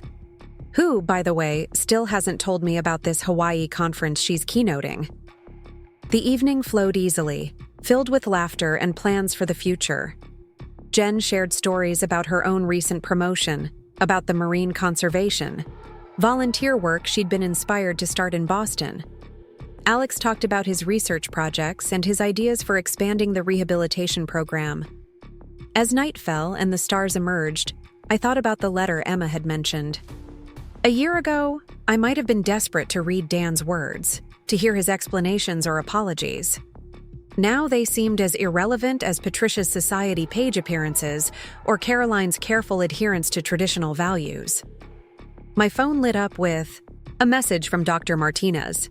"Board meeting tomorrow at 9. Wear something suitable for a director's first day." The implied confirmation of my promotion sent a thrill through me. Another step forward, another opportunity to create something meaningful. The virtual reality program was just the beginning. I had so many ideas for innovative marine education initiatives. "Earth to Becky," Jen waved her hand in front of my face. "You're doing that thing where you get lost in future plans again." "Sorry," I laughed, just thinking about all the possibilities ahead. "Speaking of possibilities," Alex said, reaching for something in his pocket. "I picked up the keys to the cottage today. Want to go see it in the moonlight?" The three of us drove along the coast, windows down to catch the night air. The cottage appeared like a dream in the darkness, its weathered blue paint silvered by moonlight. Waves crashed against the rocks below the wraparound porch, nature's own welcome song. Inside, our footsteps echoed on the hardwood floors. The space was empty, but full of potential, like a blank canvas waiting for our story to unfold. Through the windows, I could see the cove where we often went night diving, where we had first seen the bioluminescence that seemed to mirror the stars above. "This is perfect," Jen declared, spinning in the open living room. "Absolutely perfect for both of you." Alex found my hand in the darkness, squeezing gently. We had already discussed how to arrange our shared space, my educational materials and his research equipment, my shell collection and his underwater photography, our diving gear ready for spontaneous adventures. Standing there in the moonlit cottage, surrounded by the sound of waves and the warmth of love, both romantic and platonic, I felt a profound sense of rightness. This was what real happiness felt like, not the carefully constructed appearance of joy that Patricia demanded, but the genuine article, messy and beautiful and real. "Want to check out the tide pools?" Alex suggested. "The moon's full enough to see them clearly." We made our way down the rocky path to the water's edge. The tide was low, revealing small worlds within worlds. Starfish and anemones, tiny crabs scuttling between rocks, the endless dance of life in miniature. Jen watched us navigate the familiar territory, her smile knowing. "You two really found your perfect match, didn't you? Both a little wild, both happiest by the water, both dedicated to understanding and protecting these amazing creatures. She was right. Alex and I had found each other not through carefully orchestrated social connections or family approval, but through shared passion and genuine understanding. Our love had grown naturally, like seagrass reaching for sunlight through clear water. A splash from the cove caught our attention. In the moonlight, we could see a seal's head bobbing in the waves. Probably not Charlie, but one of his new companions. The sight felt like a blessing, a reminder that life had a way of coming full circle in unexpected ways. Tomorrow would bring new challenges, the board meeting, the official announcement of my promotion, continued planning for the Hawaii conference. But tonight, standing in the tide pools under a star-filled sky, I was exactly where I needed to be. The light from the cottage above us cast a warm glow on the water, like a beacon calling us home. Soon, this place would be filled with our shared life, our dreams, our future. But for now, we were content to stand at the edge of the ocean, listening to its ancient songs and knowing that sometimes the best things in life came not from following society's rules, but from having the courage to write your own story. The Hawaiian sun cast golden light across the conference hall as I concluded my keynote speech. The audience rose in a standing ovation, their enthusiasm reflecting the success of our expanded virtual reality marine education program. In the Baichiwa front row, Alex beamed with pride, while Dr. Martinez wiped away what looked suspiciously like tears. My first 6 months as Director of Innovation and Educational Technology had exceeded all expectations. The program had spread to marine conservation centers across 3 continents, reaching children who might never have seen the ocean otherwise. Each virtual dive, each simulated encounter with marine life, sparked new passion for ocean conservation. After the presentations, Alex and I escaped to a secluded beach on Maui's North Shore. The September heat was tempered by trade winds, and the clear waters revealed countless tropical fish darting among the coral reefs. We had extended our stay for a week of diving and exploration, a perfect blend of work and pleasure.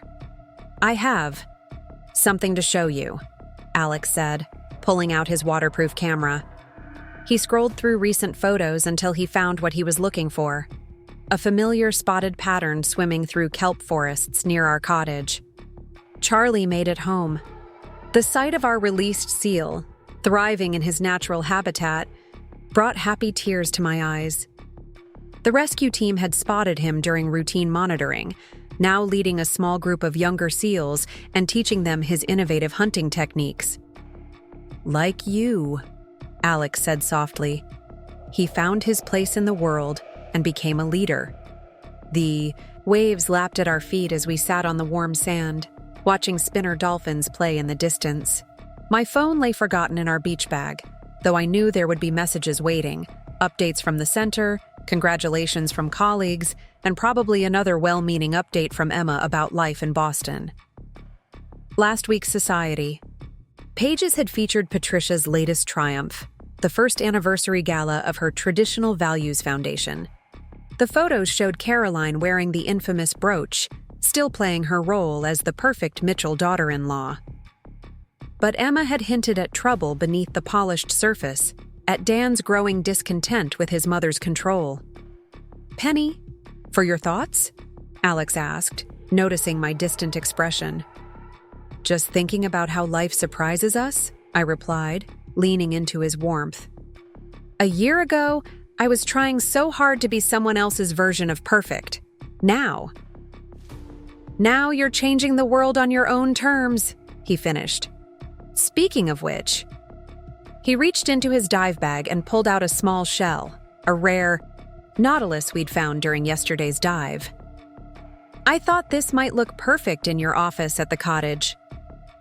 The shell's spiral pattern caught the sunlight, its chambers representing growth and evolution. Like the nautilus, I had grown beyond my original boundaries, building new chambers to house an expanding life. Back at our hotel, a message waited from Jen. She had exciting news, Inspired by our virtual reality program, she'd started a marine education initiative in Boston's underserved communities. The kids were discovering ocean wonders through our technology, and some had even started a conservation club. "Your influence is spreading," Alex observed as I shared Jen's news, creating ripples that reach far beyond San Diego. The Hawaiian evening wrapped around us like silk as we walked along the beach to a local restaurant. The hostess seated us at a table overlooking the ocean, where the setting sun painted the sky in shades of pink and gold that put even San Diego's sunsets to shame. Over fresh poke and local fish, we talked about the future, the next phase of the education program, upcoming research projects, our life together in the cottage by the tide pools. The conversation flowed as naturally as the waves outside, full of shared dreams and easy understanding. "I've been thinking," Alex said, playing with his napkin in a way that suggested nervous excitement. "The research team is planning an extended expedition to study whale migration patterns along the entire Pacific coast. 3 months at sea, documenting behaviors and testing new tracking methods." My heart skipped, knowing what he was about to suggest. "When?" "Next spring. We'll follow the gray whales north, all the way to Alaska." He paused, then added, "Dr. Martinez thinks we could incorporate it into the education program. Live streaming, virtual reality updates, real-time student interaction. A mobile marine classroom," I breathed, already seeing the possibilities. "Connecting students with actual whale migration patterns." "Exactly.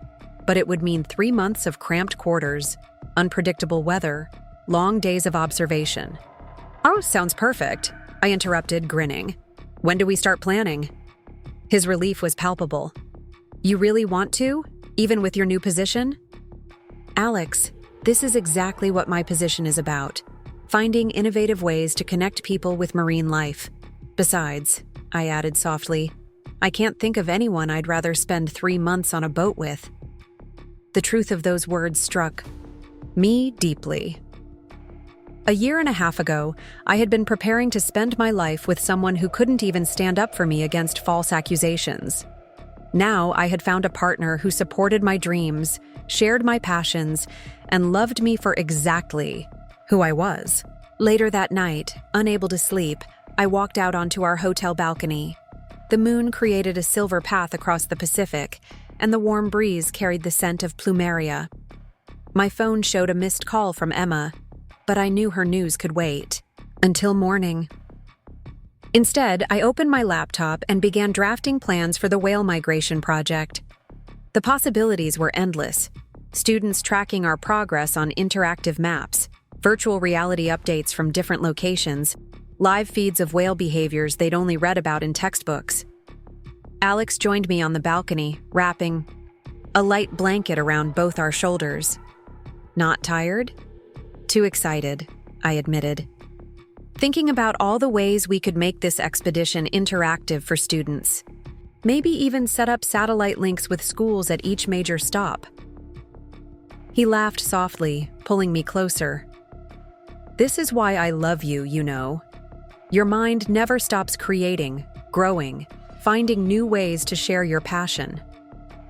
The word love still gave me butterflies, even after months together.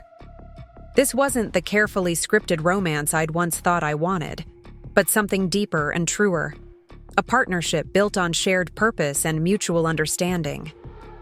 A shooting star streaked across the Hawaiian sky, and I made a silent wish. Not for success or validation or anyone's approval, but for the courage to keep growing, to keep pushing boundaries, to keep choosing authenticity over expectation. My phone lit up again, this time with a message from Dr. Martinez. The board had approved funding for the whale migration project, impressed by the potential educational impact. We could start planning immediately. "Good news?" Alex asked, noting my smile. "The best kind. We're officially going whale watching for 3 months." He pulled me into a dance under the stars, our bare feet moving to music only we could hear. Below our balcony, the Pacific stretched endless and dark, holding mysteries yet to be explored. but unlike the uncertainties that had haunted my past, these were mysteries I looked forward to discovering. The nautilus shell sat on our balcony, table, its spiral pattern, a reminder of life's continuous growth. Like Charlie finding his way in the wild, like the whales following ancient migration routes, I had found my path by trusting my instincts and swimming into unknown waters. Tomorrow we would return to the conference, sharing our vision for marine education with colleagues from around the world. Next week, we'd be back in our cottage by the tide pools, planning the expedition and creating new ways to share ocean wonders with eager students. But tonight, dancing under Hawaiian stars with the man who loved me for my passion rather than my conformity, I was exactly where I needed to be. The past with its accusations and betrayals felt as distant as Boston itself, replaced by a future full of possibility and purpose. 2 years passed like waves washing against our cottage shore. The morning sun streamed through the windows, illuminating the collection of shells and photographs that told the story of our shared life. Outside, the Pacific stretched endlessly toward the horizon, where our research vessel awaited another day of exploration. The whale migration expedition had evolved into a permanent program, connecting students worldwide with marine life through our virtual reality platform. Today would mark our 100th live streaming session, reaching classrooms from Boston to Bangladesh with real-time ocean discoveries. I stood at the kitchen counter, reviewing the latest educational impact reports while Alex prepared our morning coffee. The familiar scent of salt air mingled with breakfast aromas as we moved through our daily routine. Our cottage had become everything we'd dreamed, a perfect blend of home and research station, with underwater photography drying on the porch rails and scientific journals sharing shelf space with my growing shell collection. A notification popped up on my tablet. Emma had sent another message. Unlike her updates from the early days, this one carried news of her own adventures. She'd finally broken free from Patricia's influence, moving to Australia to work with marine conservation efforts there. Her attached photos showed her tagging sea turtles, her smile radiant with newfound purpose. "Speaking of conservation," Alex said, pointing through the window, "look who's visiting." A familiar spotted pattern moved through the waves. Charlie, now a regular visitor to our cove. He'd become something of a local celebrity, leading his own pod and occasionally bringing new pups close to shore, as if showing them the place where his journey to freedom had begun. My phone chimed with another message, this one from Jen. Her marine education program in Boston had expanded to multiple cities, using our virtual reality technology to bring ocean awareness to urban communities. She'd even collaborated with the New England Aquarium, creating programs that reached far beyond traditional exhibits. "Ready for today's stream?" Alex asked, handing me a steaming mug decorated with whale flukes, a gift from one of our student groups. The kids from Singapore are especially excited about the dolphin behaviors we recorded yesterday. Before I could answer, an unexpected name appeared on my phone screen, Dan Mitchell. After 2 years of silence, seeing his name felt like a message from another lifetime. With steady hands, I opened the email. "Dear Rebecca," it began, "I saw your latest TED Talk about revolutionizing marine education. You looked so happy, so fulfilled. I wanted you to know that watching you succeed has helped me find my own courage. Caroline and I are divorcing. Mother's control over our lives finally became too much. Emma tells me you've found joy in California. I'm glad. You deserved so much better than what I offered." I showed the message to Alex, who read it thoughtfully. "Are you going to respond?" Looking out at the ocean where Charlie played in the morning light, I felt only peace. "No," I said simply. "His journey is his own now, just like mine was." The rest of Dan's email revealed that Patricia's carefully constructed world had begun to crumble. The society pages now whispered about her foundation's declining influence, about Caroline's departure from the social scene, about the brooch being quietly donated to a museum where it would gather dust among other relics of outdated traditions. But those whispers held no power over me anymore. My world had expanded far beyond Boston society's narrow confines, reaching across oceans to touch lives and inspire change. The virtual reality program had grown into a global initiative, connecting children with marine life in ways that transcended physical and cultural boundaries. Dr. Martinez called, Alex mentioned, gathering our gear for the day's expedition. The International Marine Education Summit wants you to lead the keynote panel next month. Something about innovative approaches to ocean conservation awareness. I smiled, remembering how far we'd come from those first tentative virtual reality. Now our program had partners on every continent, creating a network of ocean advocates and future marine scientists. The sound of a boat horn reminded us it was time to head out.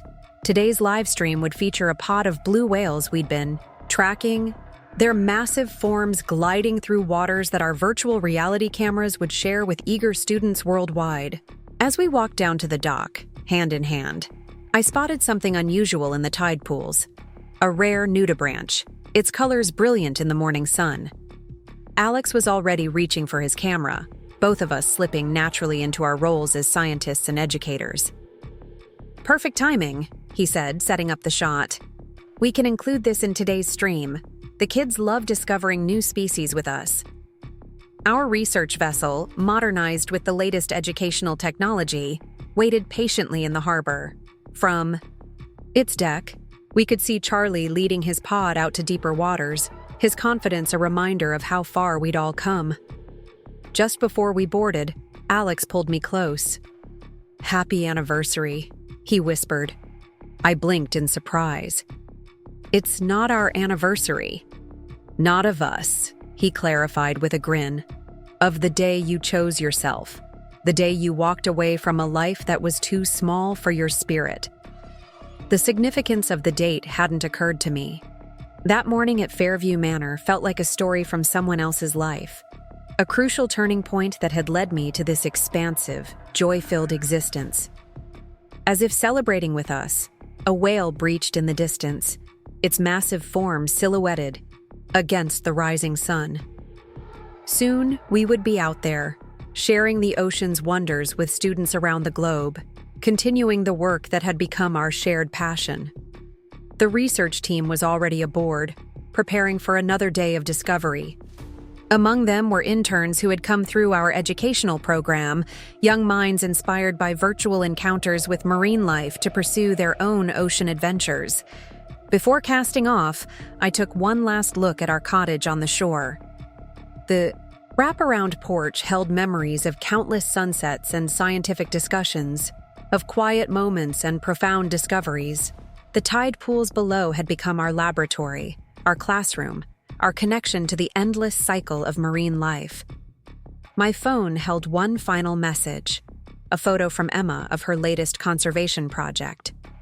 In her eyes, I saw the same joy and purpose I felt every day, the satisfaction of living authentically and pursuing meaningful work.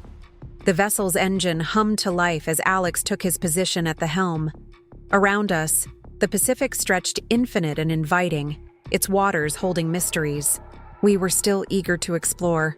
Somewhere in Singapore, Boston, Sydney, and countless other locations, students were logging into their virtual reality systems, ready to join us on another ocean adventure. Charlie and his pod surfaced briefly near the boat, as if bidding us farewell. Like him, we had all found our true elements, the environments where we could thrive, the work that made our spirits soar, the love that supported rather than confined. As we headed out to sea, I thought about that frightened bride from 2 years ago, the woman who had tried so hard to fit into someone else's world. I wanted to tell her that losing everything she thought she wanted would lead her to everything she actually needed. The ocean stretched before us, wild and free and full of possibilities. Above, seabirds wheeled in the morning light, their calls joining the rhythm of waves against the hull. Below, ancient migration routes carried whales and secrets through, waters we were still learning to understand. This was my world now, vast as the Pacific, deep as whale song, rich with purpose and discovery. Not a closed society governed by rigid rules and outdated traditions, but an open universe of continuous learning and growth. Alex's hand found mine as we watched the coastline recede. Ahead of us lay another day of exploration, of sharing ocean, wonders with eager minds, of living fully in our chosen element. The brooch that had once seemed so important now lay forgotten in a museum display, while the real treasures, purpose, love, freedom, filled every moment of our days. The morning sun caught the spray from our bow, creating momentary rainbows that danced across the waves. Somewhere in the deep, whales sang their ancient songs, while in classrooms around the world, children prepared to dive virtually into their mysteries. This was what real happiness felt like, not the carefully constructed appearance of joy that Patricia had demanded, but the genuine article, as wild and true as the ocean itself. Every day brought new discoveries, new chances to share our passion, new opportunities to grow. The research vessel found its rhythm in the waves as we headed toward the whale pod's last known location. Soon we would be streaming live to classrooms worldwide, sharing the magic of marine life with future generations of ocean advocates. Looking back one last time, I could just make out Charlie playing in our wake, the sun catching his spotted pattern as he leaped through the waves. Like all of us, he had found his way to freedom, to purpose, to joy. The future stretched before us like the endless Pacific horizon, full of possibilities waiting to be explored. And I was ready for every one of them, anchored by love, guided by purpose, and finally, completely free. Up next, you've got 2 more standout stories right on your screen. If this one hit the mark, you won't want to pass these up. Just click and check them out.